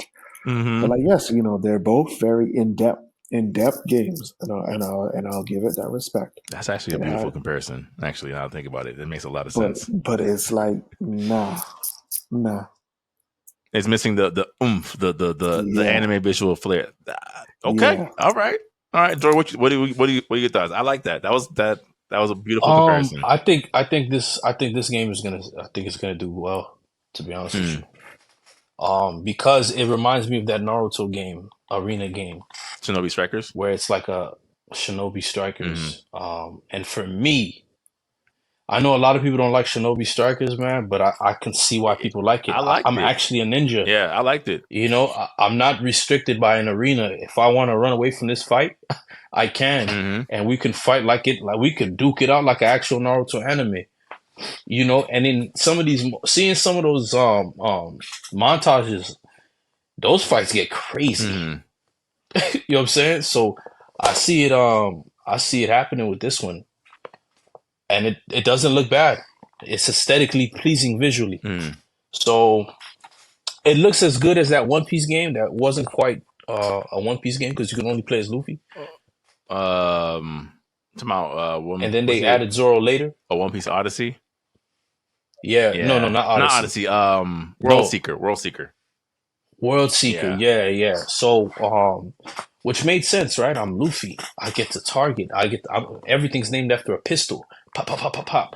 This one seems like it's gonna fare. I just think it should have been a 4-man team, but budget. Yeah, You know what I'm saying? and I think they're trying to go for that. You know how in the actual series, there's all those little class competitions where it's like these find which person can find the flag first, which person can arrest this hero as a villain first. I Yeah, think they're trying to tie more into that yeah, aspect of the franchise. yeah. Yeah. And I think that game looked like it's going to be a lot of fun for people who are into My Hero Academia. It's aesthetically pleasing. I don't feel the animations are cheap Hmm. from what I'm seeing, from what I saw in the trailer. And microtransactions, man. Yeah. Microtransactions. So Uh, my unless sorry, I want to cut you off. You got an extra point. no, that's it. That's it. I Mm. think it's gonna do fine. The only thing that'll hurt it is if the delivery's slow to the point where they can't retain everybody's attention. Hmm. Then after that, it's bombs away. They're done. Yeah. That's gonna be a one hit. It's gonna go as quickly as it came, My and it's dropping next. It's next dropping week. like next Yeah. next week. Hmm. My two big concerns is one, I agree with Tim. I think all of you guys, the microtransaction aspect of it is where things get a little tricky, and we know that anime games are known to DLC us and custom pack us and season pass us to death. All of them, they're all guilty of it. So that is a concern of like they're going to kind of really really hinder what you can do as a free to play and really hit you over the head on the back end to make their money. That's one. And then two, like I said, I think the concept is great and it fits My Hero Academia very, very well. In the back of my mind, I couldn't help thinking to myself, like, is this a little bit too late? And when I say that, it's like I think we can all agree that the peak days of My Hero Academia has passed us by. There's still interest in it. People still like it. Some of the characters' designs will live on forever in a good way. But I think the appeal of, well, if you have it for the kids who are fans, they can't afford to pay for the microtransactions. So they're not, unless they're guilting mom and dad into buying them the DLC costumes, they're not paying for it. Us as adults, you, me, Tim, like we're all mostly past it. We're not paying for those microtransactions. So who is actually invested enough into this property right now to be like, I'm going to continue to fuel this game with my wallet? And that's Too where, late. huh? Too late. That's the only thing I'm thinking. I'm like, I like the concept. I think it has the legs to be something cool, but I could also play as Deku and All Might in Fortnite, and it's fine. And I don't play Fortnite, but I could, and I could Wow, Detroit Smash. that's a crazy point. You know what I'm saying? Like I That's am getting crazy. this Wow. arena style in a much more popular, well supported game. I don't. I mean, unless I really wanted to play as Grape Juice or Still Twinkling, I think I'm good. I Yeah, have what I need in terms of yeah, my My Hero Academia fix for the level which I'm currently invested. Whereas maybe 2-3 yeah, years ago, you might have been able to get more out of me. I think this is something that, like, if they were able to make this happen for, say, like Demon Slayer, I could see it having more legs. Even though I don't think it fits Demon Slayer as well, just the popularity alone would kind of carry it enough where it's like, okay, let's kind of see how this plays out over the years. My Hero is kind of on the decline a bit, and I don't know, especially story wise, what can be done to be like, oh man, I can't wait till they put blank character in the game. So that's kind of where I'm at with it. Unless you guys have any additional thoughts. Like, I think it's a good concept. I, for one, like Shinobi Strikers. Most of my Shinobi Striker issues were more on the technical side of this game is just very glitchy, like, but the idea of picking Madara and watching the giant, meteorite fall out of the air with you and your team, and like, this is dope to me. Like you said, Dory, it's happening in real time. Like, we really got to scramble. Oh, we're dead. Oh, Susanoo. Oh, I'm dead. Oh, I see Minato. Just like in the war, I got to go. The yeah, yellow yeah, flash, yeah. I That's have that. got to go.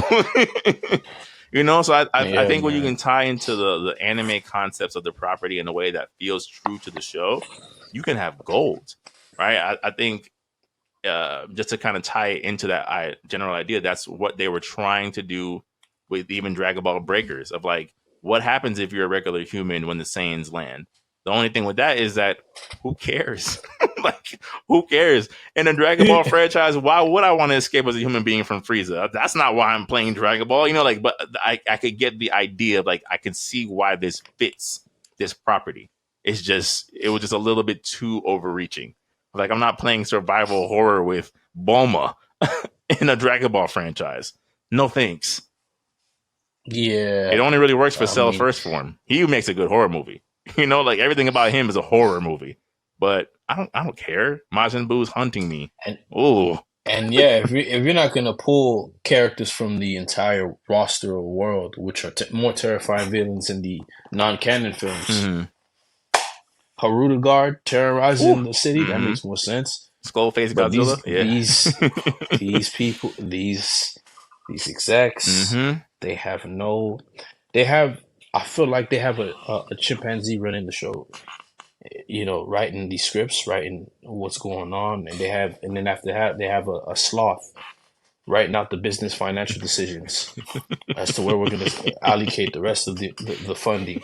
Then they have a hamster recruiting staff members. Mm. You know what I'm saying? So, like, Yeah. Yeah. Yeah. it's not there, man. Yeah. It's not there. It's too late for My Hero Academia because the momentum is dead, man. It's not an alive property to me. Yeah. It's It's in not, a and then very especially weird place. Very weird place. yeah, and you know what's crazy? I feel like Attack on Titan would give you more of a reward for your money, In terms of, like, more of a reward yeah, yeah, no, of an yeah, investment. yeah, absolutely. And I say this because during that time, I feel like everybody started watching anime who they just gave it a try, who never watched anime in their life. That's their first anime, and they said this is amazing. The main character died. To them, that was so heavy. It was so heavy for them. They ask me to this day, and now they're watching My Hero, Attack on Titan. They're caught up, and to them, it's like watching Game of Thrones without the final Mm. 3 seasons. Mm. It's Law and Order SVU to them. You know what I'm saying? It's a bagel. It's a cinnamon bagel on a Sunday. If you like cinnamon bagels, for me, that's the upper The echelon. pinnacle of flavored That's the bread. pinnacle of a bagel, a flavored bread. You know what I'm saying? So, I think they would have more of a success with that, and with My Hero, unless these characters is coming out every week like Fortnite, and they gotta roll out that fast like Fortnite. It's no It's apps. gonna be hard. If they don't have stages, if you don't have destructible buildings, Yeah, it's gonna be hard. and I'm not getting it, like you can't sell me this if you're not making what you're presenting to us worthwhile. If I'm just getting another copy and paste game with My Hero Academia characters in it, why should just because I'm not here for the characters, give me their world. Mm-hmm. Their world is just as much a character as it is the characters. You have to get the world right. Give me a destructible building. Give me something unique to your game where I can't get from this other game Mm-hmm. that you're taking inspiration from. Environmental Because advantages. if I could get if I could play as All Might in Fortnite, I'm not wasting a dime. Mm-hmm. And I could fight Goku. Right. I could create my own and pull out the blicky if need be. Like, and pull out the blicky if need be. Limitless at that point. Options is limited. I could put a gold chain on and meet Miles Morales halfway. Mm-hmm. You know what I'm saying? Like, there's no point. There's no point. Yeah. Yeah, well, that's crazy. That actually kills the. Right. I could do this in Fortnite. Why play this? So it has an uphill battle. It has an unspoken uphill battle. And speaking of unspoken uphill battles, to roll it over to Tim. Tim, my good man. I mean, granted, we're all going to speak on it, but Tim, is our resident Pokemon expert. So Tim, the what's it called? The Teal Mask, right? The Teal Mask Part 1 has dropped for the latest Pokemon game. The reviews are in. It is tech issues galore. Reviews are ranging somewhere between the 4 and the 5s out of 10s. None of the concerns that in the base game seem to have been addressed on the tech side. But I wanted to ask you, what are your thoughts? How do you feel? Is Pokemon? Are we seeing the grave just get deeper and deeper at this point? Honestly, it's time for upgrade of hardware. It really is. It's time for upgrade. It's time for Pokemon games, mainstream games, to get voice acting for one. No more click reading conversations, bro. Like, I feel like it's taking a lot away of what Pokemon actually could be. Because one of the biggest things about the anime was the character interactions, and especially with your Pokemon as well. I get it, bro, Pokemon has been around since our childhood, bro. And it's like, you mean to tell me these mainstream games don't even have voice acting yet? We're still just seeing sprites do this. And the Teal Mask, it had a good story to it. And even how the Easter eggs are connecting to the second part, it's a very good story. It's a very good story. I'll give it that. But the tech issues is just, bro, wow. One dude was trying to run on one of the little legendaries on the little bike, but he was just chopping. And it's time for new hardware, man. It really is. It's time for new hardware. I do feel like, battle segments should be better, because I kind of do feel like, especially when they started really get deeper into this open world aspect, I kind of feel like the animations kind of dropped compared to the 2D, 3D sprites. Yes. Yeah, they weren't as vivid for sure. Because it's like, so Hydro Pump doesn't look like I just obliterated you. It's just a generic cell shaded. Bro, I remember, because the only thing that I had a feud about with Legends Arceus was all the cuts for certain attacks, because they didn't have time to do all the animations. So you mean to tell me there's no earthquake?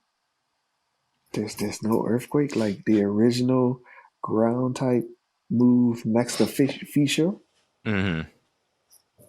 All of a sudden, Earth Power is the new Earthquake. Oh, everybody has Earth Power. You get Earth Power. You get Earth Power. It's like, no, bro. No. Oh, man. It's time for them to really take a break, I would say. Yeah. After the Indigo Disc, I think it's time for Pokemon to take a break. Okay. Take a break and really, really push this next gen harder. Because, next in line is the Gen 5 remix, which, when you look at the pinnacle points of history, that was a big shift in terms of graphics and hardware pushes and things of that nature. People still this day say Gen 5 was their Thanos era, and everything after that has been that end game burnout, and it shows. The best thing on the Switch was Legends Arceus, and yeah, it had its issues, but Legends Arceus was a beautiful game, bro. I remember I saw this clip of like a trainer running around trying to capture Sudowoodo. The moment Sudowoodo sees you, he stops. He doesn't move. And you literally could just walk up to him behind his back and just get a critical capture with a Pokeball at his just by throwing at him. Boom. And it's like even just like how like the wild Pokemon, like some of them charge at you, some of them throw some of the attacks at you. Like, oh, I see you over there trying to get me, and that's why they had to use smoke screens. They had to use scatterbangs and all that stuff. It was like, bro, like this is very like the catching mechanics was very, very intricate, and it's like it gave a personality. Yeah, but then this next one is like, oh, we just back to, oh, you see a Pokemon, fight it, catch it, put it to sleep, paralyze it, poison it, like, and then throw your Ultra Ball. And people have said it like even this was the worst set of Elite Four members we've ever had, bro. I was like, bro, like they making red, blue, gold, and silver. Like I would even say all the way up to platinum. They make it seem like that was the Bloodborne era.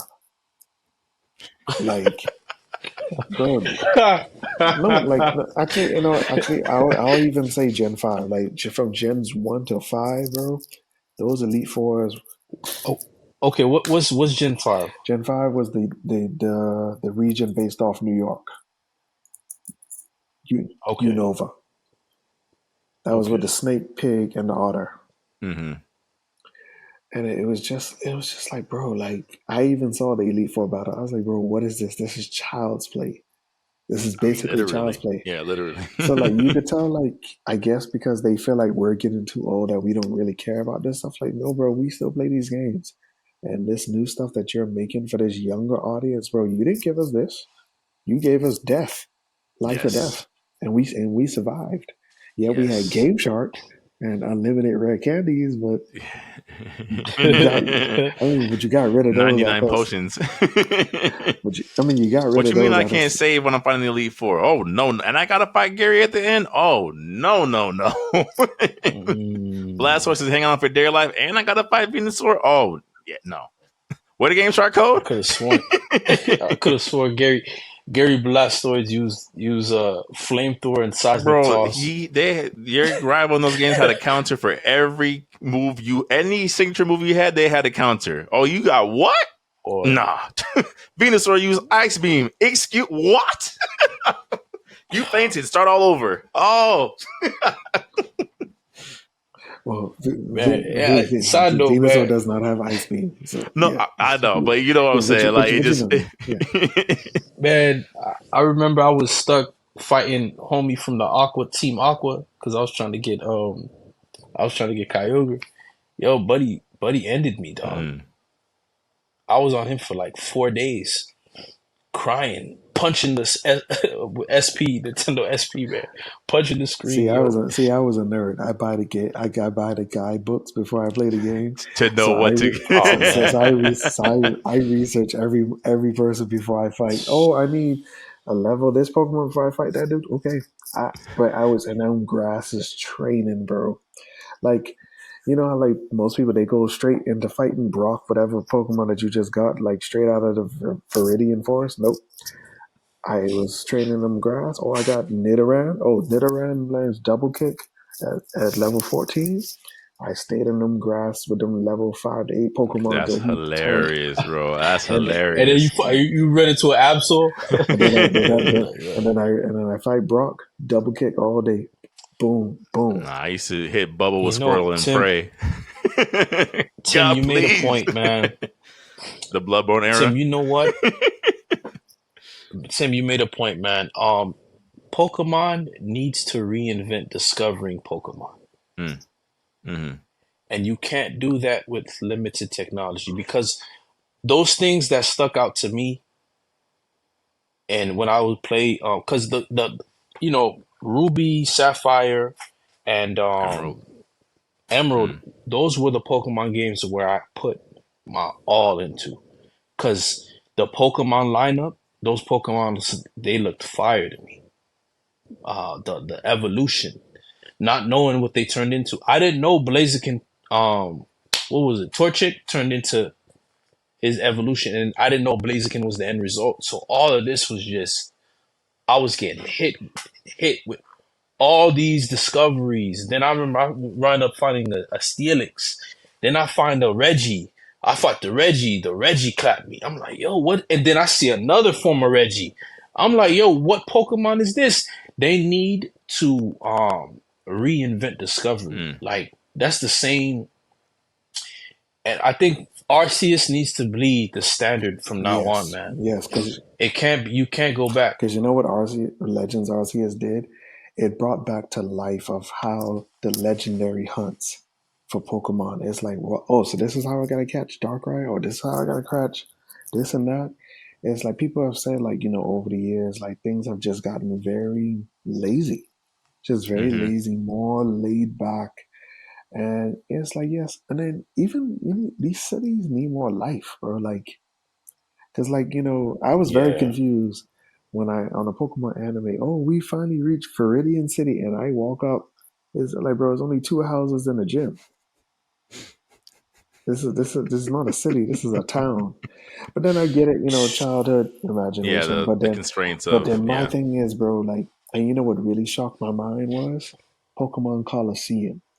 When you went to that city oasis, I was like, bro, this is a beautiful looking place, bro. Like, it kind of gave me that Mega Man Legends vibe. It's like, wow, like I want to know where all this stuff is around. And it just really opened up, like, yes, bro, the Pokemon world really needs to change, bro.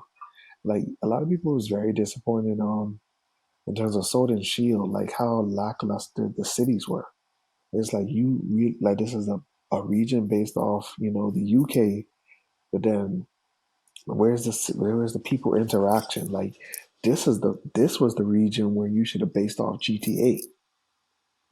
Like, it's a, like, massive open world, bro. Massive open world. But then, like I said, man, they're hindered by technology, man. It's time for them to really step up, bro, because we've done enough tech demos. Sword and Shield was a tech demo. What else was a tech demo? Would you count Arceus as a tech demo, technically? Yes, half and half. Yeah? Okay. Half and half. It was definitely a tech demo for, like, the open world, but then it's like when you get the Sword and Scarlet and Violet, you took away some things from Arceus that actually made sense, but then you simplified them here. Like, Legends Arceus had one of the most hardest bosses in the world. I was like, oh, we going back to the Bloodborne days. Like, bro, people went crazy online because you had to fight Cynthia's ancestor.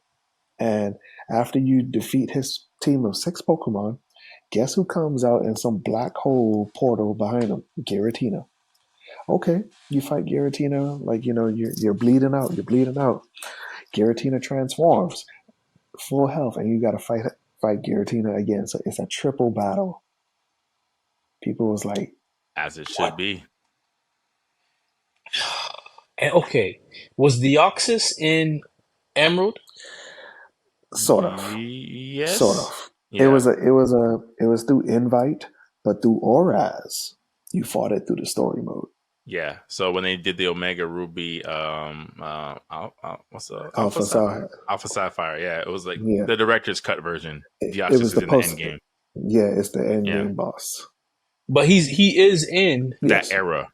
Sapphire, Ruby. Yeah. Okay. Another Pokemon that, like, the discovery, like, you have all these anomalies in one game. Like, they need to pull from games that are existing. Like, when you said Bloodborne and Elden Ring, these games, the boss discovery is the reward. They need to do this with their legendaries, man. It shouldn't be that easy. You need to, like, there needs to be requirements that you you learn, and you activate. Pull from Zelda, pull from... Which is why everybody hated the Pokemon Journeys anime, because this one dude was capturing legendaries with basic Pokeballs. I was like, bro, gold and silver, you know how much Ultra Balls I had to throw at a Raikou, Entei, and Suicune, bro? Yes. I was like, bro, this is blasphemy right here. Yes. It truly is. But then, yeah, like it goes back to the same, man. It needs a refresh. It really Mm-hmm. does. So I do feel like whatever like technologies that they bring back, and you know, and it goes back to why I said that's why I love Pokemon tournament so much. Like the level of animation that you saw in those fight scenes with between Pokemon, it's like, bro, like this is beautiful. Mm. This is a beautiful world, bro. But it's It just like, it's something that for a property that's essentially $1 billion franchise into itself, there needs to the bar that where it's at is way too low. Like the team is big enough. It's not like Game Freak is a small company. They're a big enough company. They have all the resources in the world. They basically have Nintendo in their back pocket. You can do it. You can do it. There's no reason why, like you said, Tim, there's no reason why Let's Go Pikachu and Let's Go Eevee still has the same tech issues as Sapphire and Ruby years and years later. At that point, like you need to figure it out. I get it. You're limited by the Switch. Figure it out. Figure it out. They made Zelda work twice on the same 6-year-old hardware. Figure it out. It's Pokemon. You just got you're giving me Pokemon 2K at this point. Like you're just giving me the cheeseburger every time. There's no love into this rollout, and I was surprised that to kind of I guess bring it all full circle how unashamed and unapologetic some of these reviewers were to talk about the teal mask. Like usually with Pokemon, they're like, oh, it was kind of easy. We had these issues, but it's for kids, so 9 out of 10. Not this time. There was like enough is enough. 3 out of 10. Cut it out. Wow. Wow. Yeah. So I was glad to see the shift. And I think that was everything. I'm just checking over my list. I think that was everything in terms of gaming topics, unless there's something that we mentioned that didn't get brought up that you guys wanted to talk about before we shifted. Nah, man. No? nah, pretty much straightforward. Okay. All right. And then I guess for the last segment for the evening, just getting very briefly into anime and manga related things. Jujutsu Kaisen is back in full swing again. Bleach season 2 seems to be on its last couple of episodes before we get to part 3 or the delay to part 3. We're still getting manga chapters. Gear 5 Luffy apparently is the new norm when it comes to fighting anybody these days. But I like to start with Bleach. So actually, no. We'll go with the breaking news, and we're gonna go with this with a grain of salt because none of this has been full on confirmed. It's just a leak of a leak where there's been sprinkles of information being put out to the media by clout chasers, and we don't know exactly what is full on fact. But we do know that two things are true for sure. The Dragon Ball franchise is getting a web series of some sort, and it is scheduled to release next year. That's what we know to be essentially fact, unless these things get pushed back. Where things get a little wonky is that apparently the tentative name is Dragon Ball Magic. It takes place before the end of Z.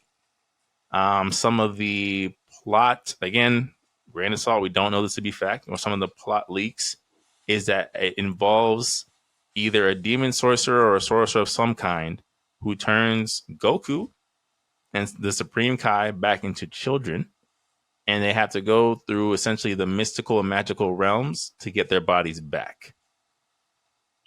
It's supposed to be 13 to 14 episodes, 30 to 45 minutes per episode. Fellas, if this Okay. is a one for If it's one a of leak, what are we thinking? I don't, if this is a web series, I don't care. I will never encounter it. If they drop in Super to make this, it's over. Mm. You're done. It's over. I don't want it. Period. I don't want it. I don't want it at all. See, when you say Dragon Ball and there's nothing to signify edge, nothing to signify action, magic doesn't do it for me. Mm. When you tell me Dragon Ball Magic, and from what I'm getting from these leaks, they turn back into children. because of a demon lord. Which we don't know if they're children the entire run, but it seems that that's the No, plot premise. Yeah. it's GT elements. Like, yeah, they've Yeah, hit that pinnacle point once again where they shot themselves in the foot again. they They're already doing it. Did hit one of the writers or the directors, and then just get now he's in a time loop. Did did he come across like if it's just online series Mm-hmm. like Dragon Like Ball Z superheroes. Heroes? Mm-hmm. Hey, I'll catch it when it shows up on my feed for YouTube. Hey, you can also watch this. There's no problem. It's what it is. Mm-hmm. But if they're dropping Super, and I'm not a big fan of Super as much as I want to be, I think just that's Super a has sentiment let me felt by down. all of us as longtime Dragon Ball Yeah, fans. Super has let me down. It no, you can't do this, man. Don't do this. Please stop. Just regroup, rethink, redeliver. Other than that, man, I don't want it, man. I'm with Tim. I don't. The name Dragon Ball and Magic coming together seems like it's been taken over by Disney Maybe in some strange way. that's Please, the goal please to stop, get the Dragon Ball theme stop, park running. stop, Even if it was stop. called Dragon Ball Magical Adventure, it wouldn't change you guys' mind. No, no. Oh no, come on, chill. Okay. We No, blaspheming right no, I'm now at this asking. point. I'm asking. I'm just No, asking questions. we can't do that. Okay. We can't Before do we that. all group up on our collective disdain for this, because I also, spoiler alert, am not a fan of any of this. Um, it does bring me to a couple questions about just the Dragon Ball franchise in general, right? And I'm gonna just pose this as just a basis for conversation, right? So one of the things that we know to be fact, Dragon Ball has always done well when it comes to exploration elements of the franchise, right? You look at the original run of Dragon Ball, people love the adventure aspect of it. The Namek saga is heralded as one of the greatest sagas during the history of Dragon Ball Z. Anytime the Goku and company embark on some type of adventure, that seems to be the most well received and fondest memories when it comes to Dragon Ball. Obviously, part of what went into Dragon Ball DT was to bring back the adventure on a galactic scale, and of course, the feelings and nostalgia of seeing Goku as a kid going along adventures. We've also, on this podcast, talked about the aspect of wanting Dragon Ball to embrace some of the more neglected sides, right? Where we have in the Buu saga, it's revealed Dabura is the king of the demon realm, which we never see, right? We know that he has a sister that has not been introduced to the canon proper that we never see. For real? So in that aspect, right, of let's just say these rumors are again one for one, and it's a demon realm sorcerer who we know are always in constant conflict with the Kais because they're considered more of a deity figure, and we do want more of these otherworld realmly clashes and explorations. Is it the delivery in which is being given to us, or like what did you guys feel is like what about this is missing? Because again, we are getting the lore that we technically asked for it's too if all these things campy. are true. It's too What is campy. It's too campy. mm, It's too campy. Like it's almost like it's like the trans. It's just like that. You don't. They're not really respecting the tone anymore. I kind of feel like from especially I would say this from Frieza saga all the way up to like the late Android saga, like with Cell. You built up so much momentum for things to just really plateau. It wasn't until the Super Boo saga that things started to really rack up again. And then, mm-hmm. Kid Boo came, but then it's just like, look at where we are now. It's just like, it's too much burnout points in this story mm, that is just not really, really making sense, man. And, a lot of people was very disappointed with what happened in the Granola saga. Like, it was just a bunch of dialogue for nothing. Boy. For nothing. Like, nothing really sticks anymore. It's like, you had this big blowout with the Tournament of Power. to just come back to this. And then, of course, like, that's the issue that I had with the Super movie. It's like, bro, how many awakenings does Gohan need? Like, How angry can one man uh, get? like, Not to mention how awful the name is. because it's like, bro, like, Go on, Beast. Go ahead. it's like, how much do you really need? And then especially when you look at so since it does take place after the Tournament of Power, and when you look at the moral arc and how serious he was about his training, him and Piccolo was developing new techniques, and then you come to this movie where he's just gone back full nerd. It's like, so where's the continuity? So like, and like that's what I'm saying. Like, this Dragon Ball is struggling with such continuity, man. It's struggling. It really is. You're right. We have two completely different versions of not only Broly but Bardock. There's two completely different, essentially multiverse versions of these characters. No, I mean, well, they have established that like Super is a different universe. It is.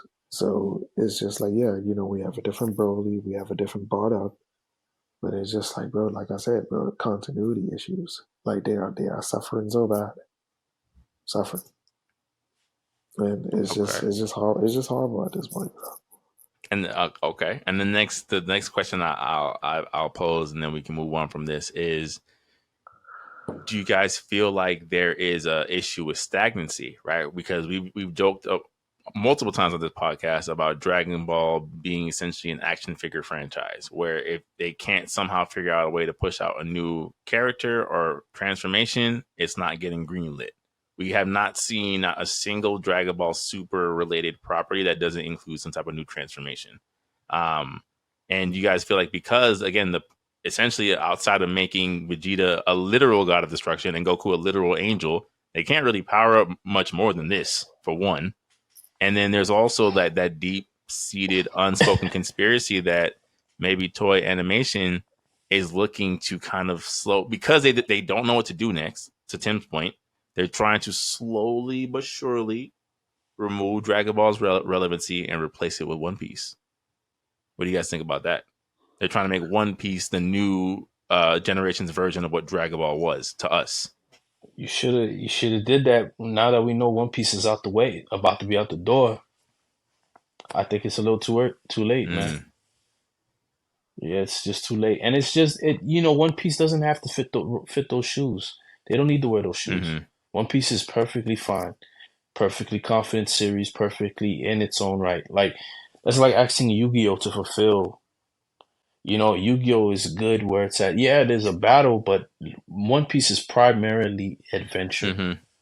The conflicts are just what comes with going with your goals.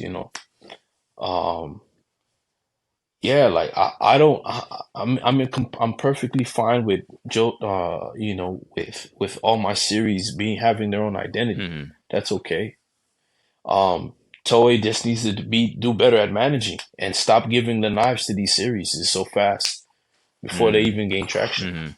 Pulling the plug on shows, on mangas that you didn't even let them get into a second arc.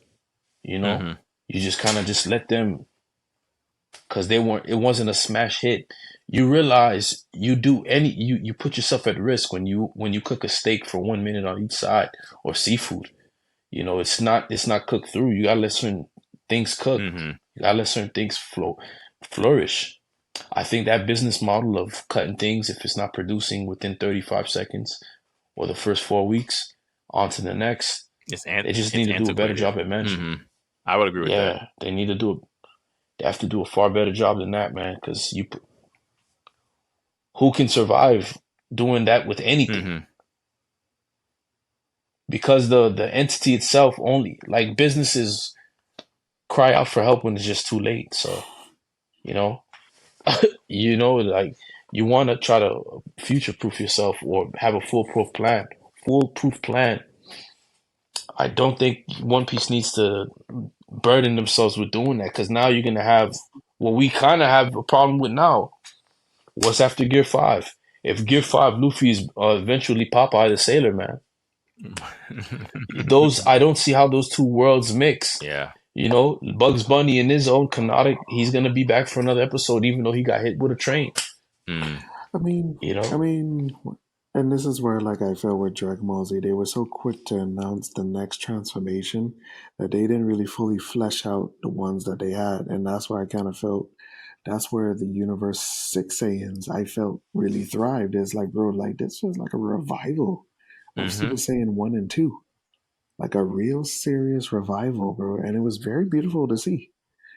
Kefla was on the verge of going 3.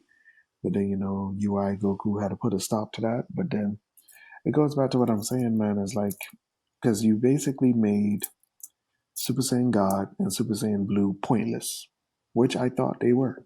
When I first saw these forms, I thought these forms were pointless. But I they didn't get, have to be pointless. no, That's always been my issue. They didn't have to be pointless. But go ahead. they were pointless. They were pointless. And I get the whole God key thing and all that other nature. But when we broke the theory down of the 3 techniques, I was like, bro, this made so much sense. Mm-hmm. Ultra Instinct is a technique of the angels. Ultra Ego is or Hakai is the technique of the gods. And then whatever this transformation with Gohan is the experience that he had with the Kais, the three Mm-hmm. pillars, because their life forces are all linked. Well, Mm-hmm. technically not the angels because they get a Yeah. pass, Mm-hmm. but it's just like it made sense. All of these things made sense, and like I do say, bro, I do feel like Super Saiyan 4 was the pinnacle of Saiyan evolution, man, because it made so much sense. It is the hybrid state of Super Saiyan with the Ozaru, with the Mm-hmm. Great Ape, which is their strongest form when you really look at it. Like besides like brute strength and speed and all that other stuff, but it's like they were so busy of trying to find something new, something flashy, something Something else they could sell. Mm-hmm. colorful. Something else they could sell. Like what I was real proud about Gear 4 was the different modes he had. You had Bone Man and you had Snake Man. Like, yes, with this Sun God, Looney Tune person, yes, give us different forms, bro. Show us the true depths of this madness of what your character is. Mm. And just grow. Just grow from there, bro. Just grow. Just grow. Because especially when you reach a very pinnacle transformation like that, like, they saw it with Omega Shenron. All right, 2 Super Saiyan 4s cannot beat this dude. What can? Fused Super Mm-hmm. Saiyan 4s. Blew his ass away. But Blew him, even but blew. even with that though, Tim, it's like, but in retrospect now, think about how many years ago that was. They can only Yeah, sell how many Gogeta figures can they sell us at this point? And I think that's part of their problem of like, again, it's action figures first. So it's like if I got to retcon all of Dragon Ball GT so I could sell you Blue Gogeta and make a couple more million in yen, I'm gonna do it.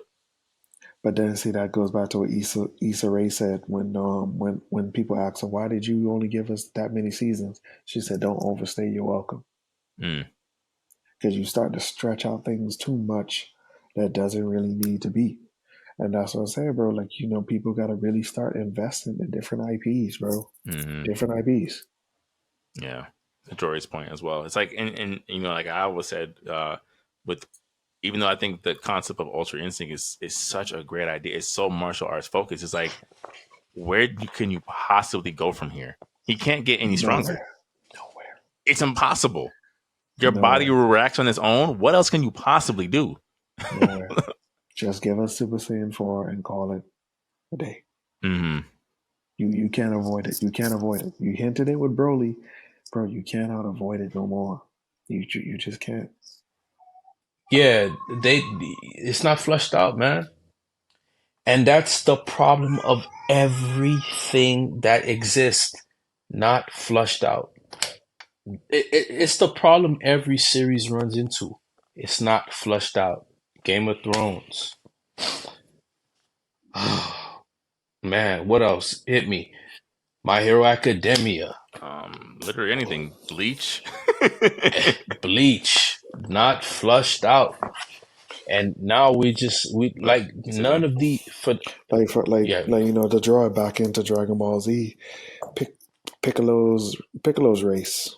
the frost demons. Like you have so many pinnacle like different cultures like that you're hinting about different characters that you're not even like exploring. Like everything just became so much say in focus, and not even in a good way, that everything else just got so diluted, bro. It's And it's prehistoric writing. You know, it doesn't work. Like that's prehistoric writing, man. You got to evolve. Mm-hmm. I'm so mind blown. Like, do these people have these people advanced in their creativity and their storytelling? Has that board or those board members be like, yo, this will be an interesting story? Because them fan made Dragon Ball Z movies. I'm not gonna even lie to you, man. Some of them, They got some plots that are interesting. mm-hmm. yeah, Anthony. Having Boo being a symbiote, Yeah, I sent that to and Tim them having too. a symbiote. That's Where like his body takes on the property of Boo, and he can stretch and heal himself and absorb and. Yeah, bro. Like, cause like for example, like when Piccolo, Bulma being actually a tech wizard, Yeah, like to enhance their combat strength. designing a suit. like when Piccolo fought those two like Universe 6 Namex, they were really like hinting like you haven't even really tapped into your culture and what we can do. So like you could tell like he was very curious about like his own self, like which I kind of feel like they've never really explored about Piccolo. Is like since I've been born, everybody all of my particular species that I knew was dead until the Namek saga came. But then I arrived there and halfway everybody was dead anyway. But then got revived back. But then it's just like so yeah, all my people were revived. I literally fused with somebody from that actual planet. He's still present in me, but then there's nothing done with that. Nothing. Yep. Nothing done with it. And then you have the Xenoverse manga, the fan made manga that you can't tell the difference of who drew it because he draws it nearly identical to Toriyama. Mm. And I'm just saying, you guys went with Toro instead, man. I think Tori has good concepts. He has good concepts. The problem with Tori is that he doesn't know how to seal the story. Because I'll say this: the concept of Moro, fire. The galactic prison escape, all the things of taking things back to Namek so Vegeta can redeem himself. These are great concepts. Susanoo Goku, not so much. You know what I'm saying? Like Granola arc, basically Dragon Ball Super version of the Tuffles. Okay, right? The Cerulean race, the wishing to be the strongest and having a primal form. Okay, then you get into the backstory of we're gonna give you more depth about Bardock. How could he beat this guy that has been strong his entire life? Bardock's whole statement of, well, I can't lose because I really want to win. What? Yeah. That's how he beat him because he didn't want to lose? Now you getting into Kenpachi territories of strength. So you was there like Bardock, who then went on to get obliterated by Frieza. I'm pretty sure he wanted to win that one too. And Frieza not even one shot, one finger shots him. And which version of Bardock, man? No, you're right. We talk about the special, yeah, the TV special, because that Bardock is dead. Right? No, they're all dead. That's my whole thing. It's like you have this thing where you have a way to what you guys are saying really go into depth of like, what if we took the Tuffle story and elaborated on it? Nope. Here's Ultra Ego. Just kidding. He gets defeated. Here's Ultra Instinct Goku version, whatever that might mean, of he can still get angry and still use Ultra Instinct. Okay. Here's Granola, who's a sniper style character who just turns back to blast, just like every other Dragon Ball character we've ever had ever. And then here's these Ceruleans who they can't beat him. They just can't win. And who shows up? Black Frieza, who came from training in his own version of the hyperbolic time chamber. Who we don't know if they'll ever explain that. I was training somewhere where I couldn't be traced, and just impales buddy. Roll credits. Turns him to a living skeleton. Oh, I mean, okay, After now, one shot in Goku and Vegeta. What are we doing? What are we doing? What are we doing? and you know the Dragon Ball Z community is gonna eat it up, put it on bread, microwave it, bake it, And get right back into the steam same debate. broil it, and say, listen, guys, this is This is top peak. notch quality, peak fiction. No. And I'm like, yo, Luffy man. where? Naruto who? Ichigo. Bro, the moment that I heard Cell Max was a kaiju battle, I said, all right, 6 out of 10. Hey, yo, you? Oh my God. You know, I felt for the okie doke, man. There was fan made concepts, right? Where you see Cell absorbing the gammas, and I was just like, oh, I said, yo, I need this. Right? Because it's a new Cell. It's not gonna act, he's completely different from they say he's gonna be completely different from Cell. Some of these fan made theories sounded so good to be true. Oh, one of the Cell Juniors found a way to survive evolve. it. And and so what he did, he absorbed both the gammas. So now you see like the gammas have that one fin. So I'm like, of course, right? So when they come together, it's gonna make the Cell. Nope. Cell Max. And not even and guess he's gonna stay at Cell second form. Mm-hmm. Well, actually, My least favorite form. it was a hybrid. Yeah. Hybrid. He wasn't finished. Like everything was finished, but his head. Featuring cameos from the characters from your favorite movie, Bio Broly. Ta-da! And they're finally not kids anymore.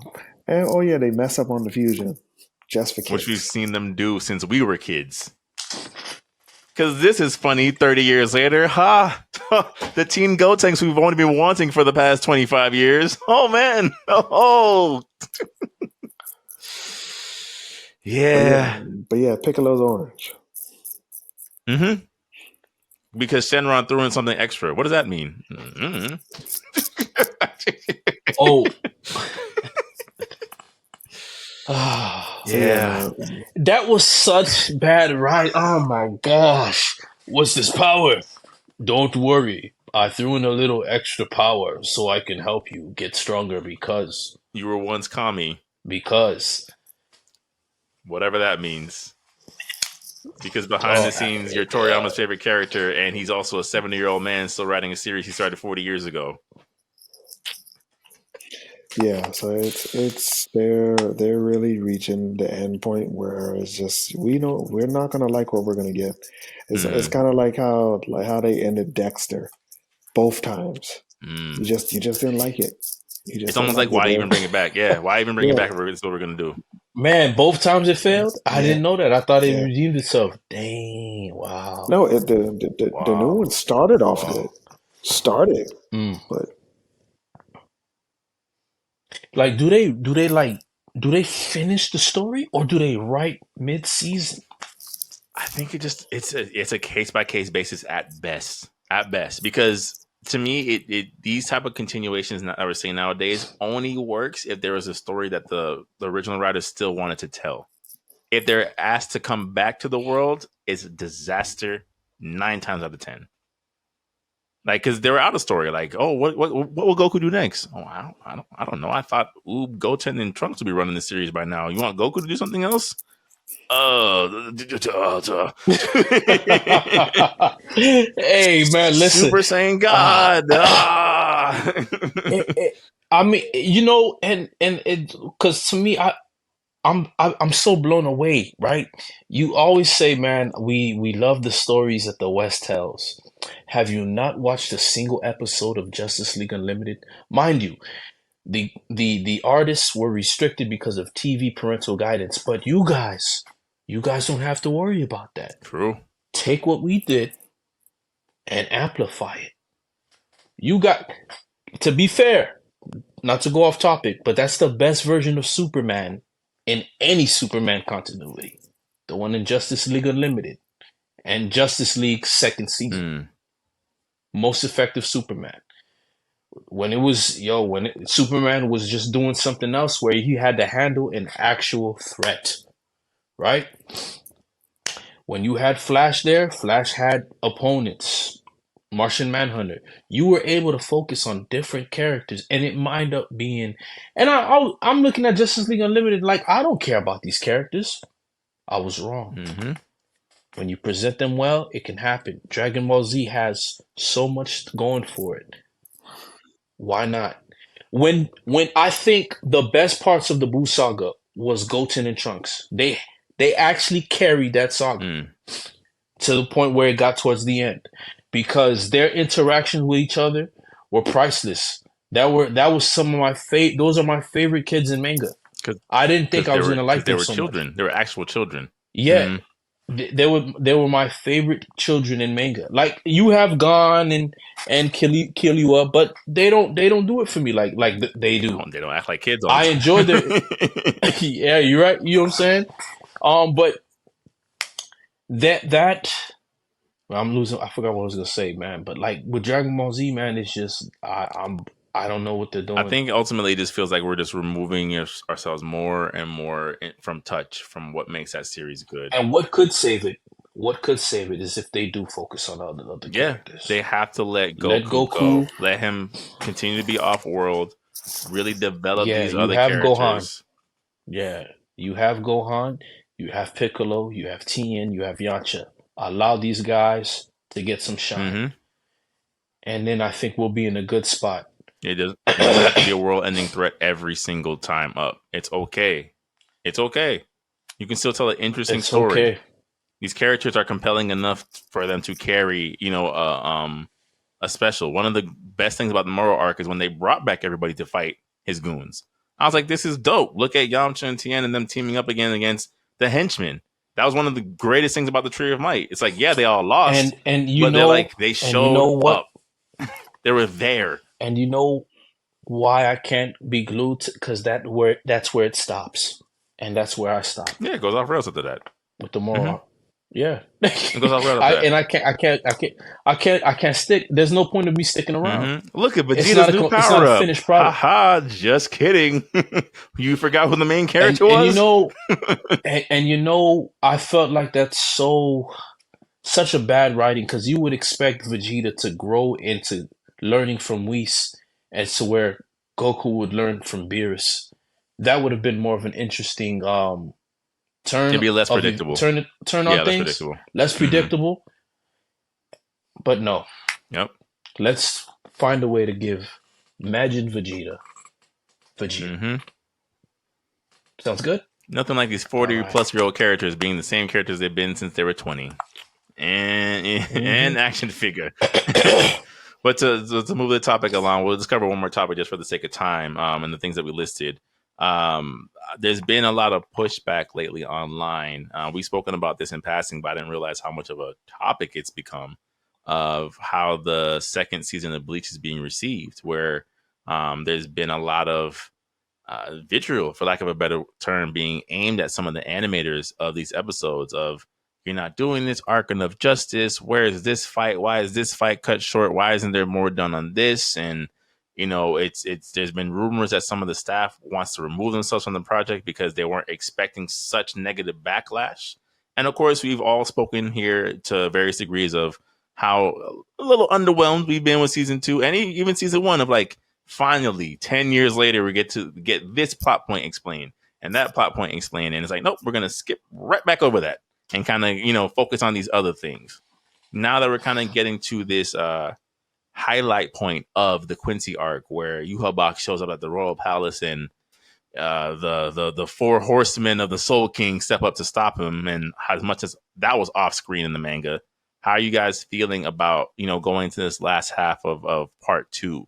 Is there things that do you guys feel like this has warranted the wait? Let me say. Nope. Bro, 10 years, bro. 10 years. There's no excuse. There's no excuse. Tell me this is what you've done. So, I mean, I get it. The announcement only came at a certain point, but then you still were in the planning phases. It's like, bro, come on, man. Like, this is this is one of the arcs that had the most significant changes. Like Mm. when people die, they stay dead. Well, Mm-hmm. actually, Except for your boy. Except for your no, boy. no, no. Actually, no. They didn't stay dead. Like, but Mm. a Yeah. lot of crazy stuff happened. Mm. But I just kind of felt like they just kind of. I do foresee a lot of this stuff is it's for future media properties. It's for games. It's for Mm. games to open up the games arena again, and movies. I would say Mm. games and movies. Like, yes, the animation is great. It's beautiful, but it's like, bro, there's a longing. We care about story. Mm-hmm. Like, and that's what I'm saying, bro. Like, you're skipping over very pinnacle things, and people's like, nah, bro, we not handling that. We've come this far, and you need to do it right. Right. And I think to your point, Tim, the thing that also, not, of course, harassing anybody at their job is never the way. But I think one of the things that hits home what you said is Bleach was never an anime that struggled with bad animation. Like if you think about, especially the Arankar arc at that for that time, beautiful, beautiful. We've all said it before in this podcast. That Grimjaw fight when he's bouncing around like a fighter, rent free, rent free. Just the time the visors first all don their masks and start going crazy on the Gillian, the music cuts in at the perfect time. It's just like it was never a bad looking anime. So it's like not that we take it for granted, but the animation was par for the course of what we expect from this franchise. It's like you said, it's the weight, Mm. it's the story, it's the can you please I want to know more about what has happened with these characters. We've had Like all for these example, novels and go ahead. for example, like we've never saw Kisuke re-enter the Soul Society after he was being framed for years. Like, yes, oh, you skipped to the part like, oh yes, some of the visors came back and became captains, but it's like, wow, the one man who was framed for all those years, like we never see him step back to his home. Mm-hmm. Like the It man, never gets acknowledged. They don't speak about it ever. like the fact that him and Yorichi and I forgot the dude who was over the Magic Corps, they were literally fugitives for years. And then Mm-hmm. even when you found out what Yorichi is part of a royal family, like could you imagine? Like she became a fugitive for all those years, the head of the family, a fugitive. Mm-hmm. And then even like when the visors met when Aizen came back to the real world, even when the visors, they was like, Shinji was like, hey, let me go speak to old man Yamamoto for a second. And he did the little flash step. He's like, hey, it's been a while. He's like, oh, I thought you all were dead. And I was like, well, Surprise. it is what it is. But then it was the tension where it was like, well, whose side are you really on? It's like, we have the same enemy here, but we'll talk later.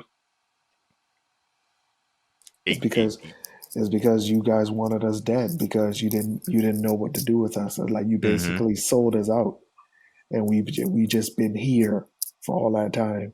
But then of course, yeah, they squashed it. But it's like, bro, that is such a great story plot to really say. It's like, what if the visors wanted revenge? I Yeah. mean, Yeah. I mean, what if Kisuke wanted revenge? Because like you could tell, like I remember it was the earliest parts of Bleach when Ichigo first went to the Soul Society, when he touched the portal and it like shocked his fingers, like you're not allowed. And he's like, wow. It's like they take your own spiritual signature and block you out like that. Like he never could go home, even if mm-hmm. he wanted to. I was like, wow, bro, that's very deep. Like Mm-hmm. he's literally living in exile. Or even just the fact that again, which they they gloss over it, right? It's like we finally get a reveal of the original Head 13. And you tell me, no, the reason why the Quincy's are here is because they were savages.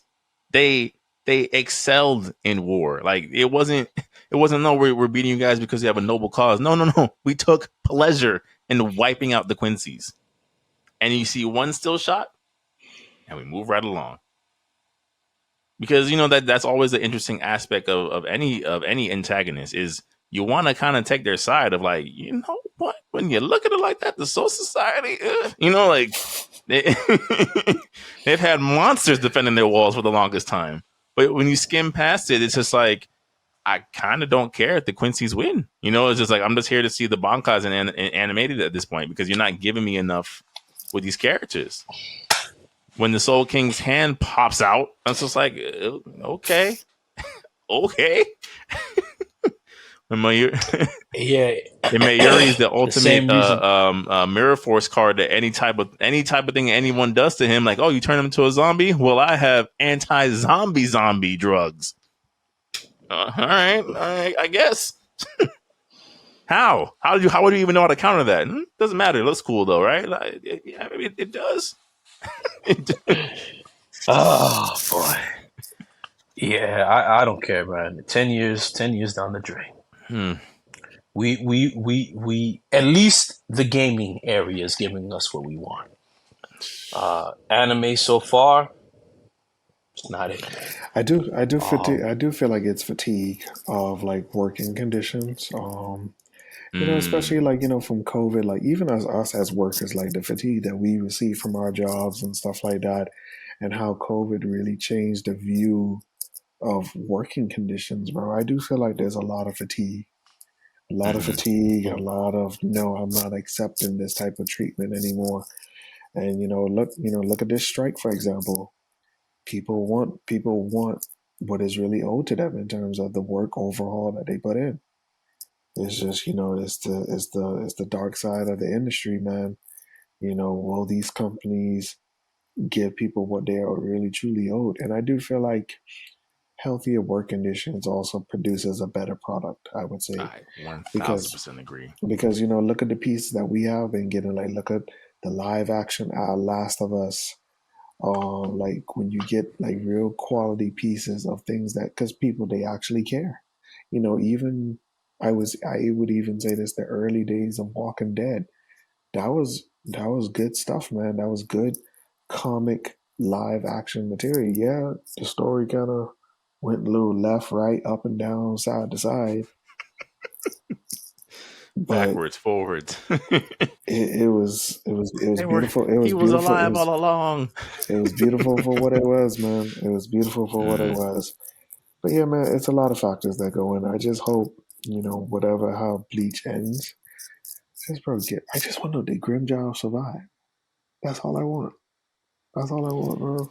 Well, with the return of the Hell Arc, Tim, you might know after all. Yeah. Okay. All right. Well, I'll wrap us up unless Joy, you had anything you wanted to add before I close this out for the evening. No, you can put the lid on that garbage can. Yeah, I just, I think in closing, it's what Tim said. I think we've kind of reached a point in 2023 and moving forward where there isn't any industry unaffected by the just work harder mindset of some of these parent companies. And I think the sooner that, and not just with company and employee, but with manufacturer and consumer, right? I think once people start to realize that a lot of these things are based off a symbiotic relationship, like Tim said, the better quality we get, right? If Oda and Kubo and Toriyama and Kishimoto don't have to pump out 16 pages every 4 days for 30 years, maybe we get more well planned out, paced out manga and series and anime. If Mappa isn't greenlighting every single series under the sun, so you're getting Chainsaw Man, Jujutsu Kaisen, and Attack on Titan in the same year, it's just like, maybe we can get a healthy work schedule, like Tim said, like Jory has said in the past, where we get what we really want at the quality we really want without the budget cuts, quote unquote, for lack of a better term, because someone's fingers is bleeding trying to draw another panel. So I don't know. I mean, again, hopefully the strikes are a sign of things to come. I think it is showing uniformity across the board, that people just overall are fed up, and hopefully it sparks the fire of change and sparks the fire of, let's just pay people what they're worth. Let's get people into a better space. It stimulates the economy. It stimulates the morale and emotional highs of everyone around them. And like Jory said, we eat. We get the 2023 of gaming when everybody kind of does what they need to do to make sure everyone else is good. So, with no further ado, that's our episode, ladies, gentlemen, and otherwise. I am Antonius the Gamer. This has been Super SS Rank and Mykale Smith. This is episode 16 of the Gamer Podcast. Till next time.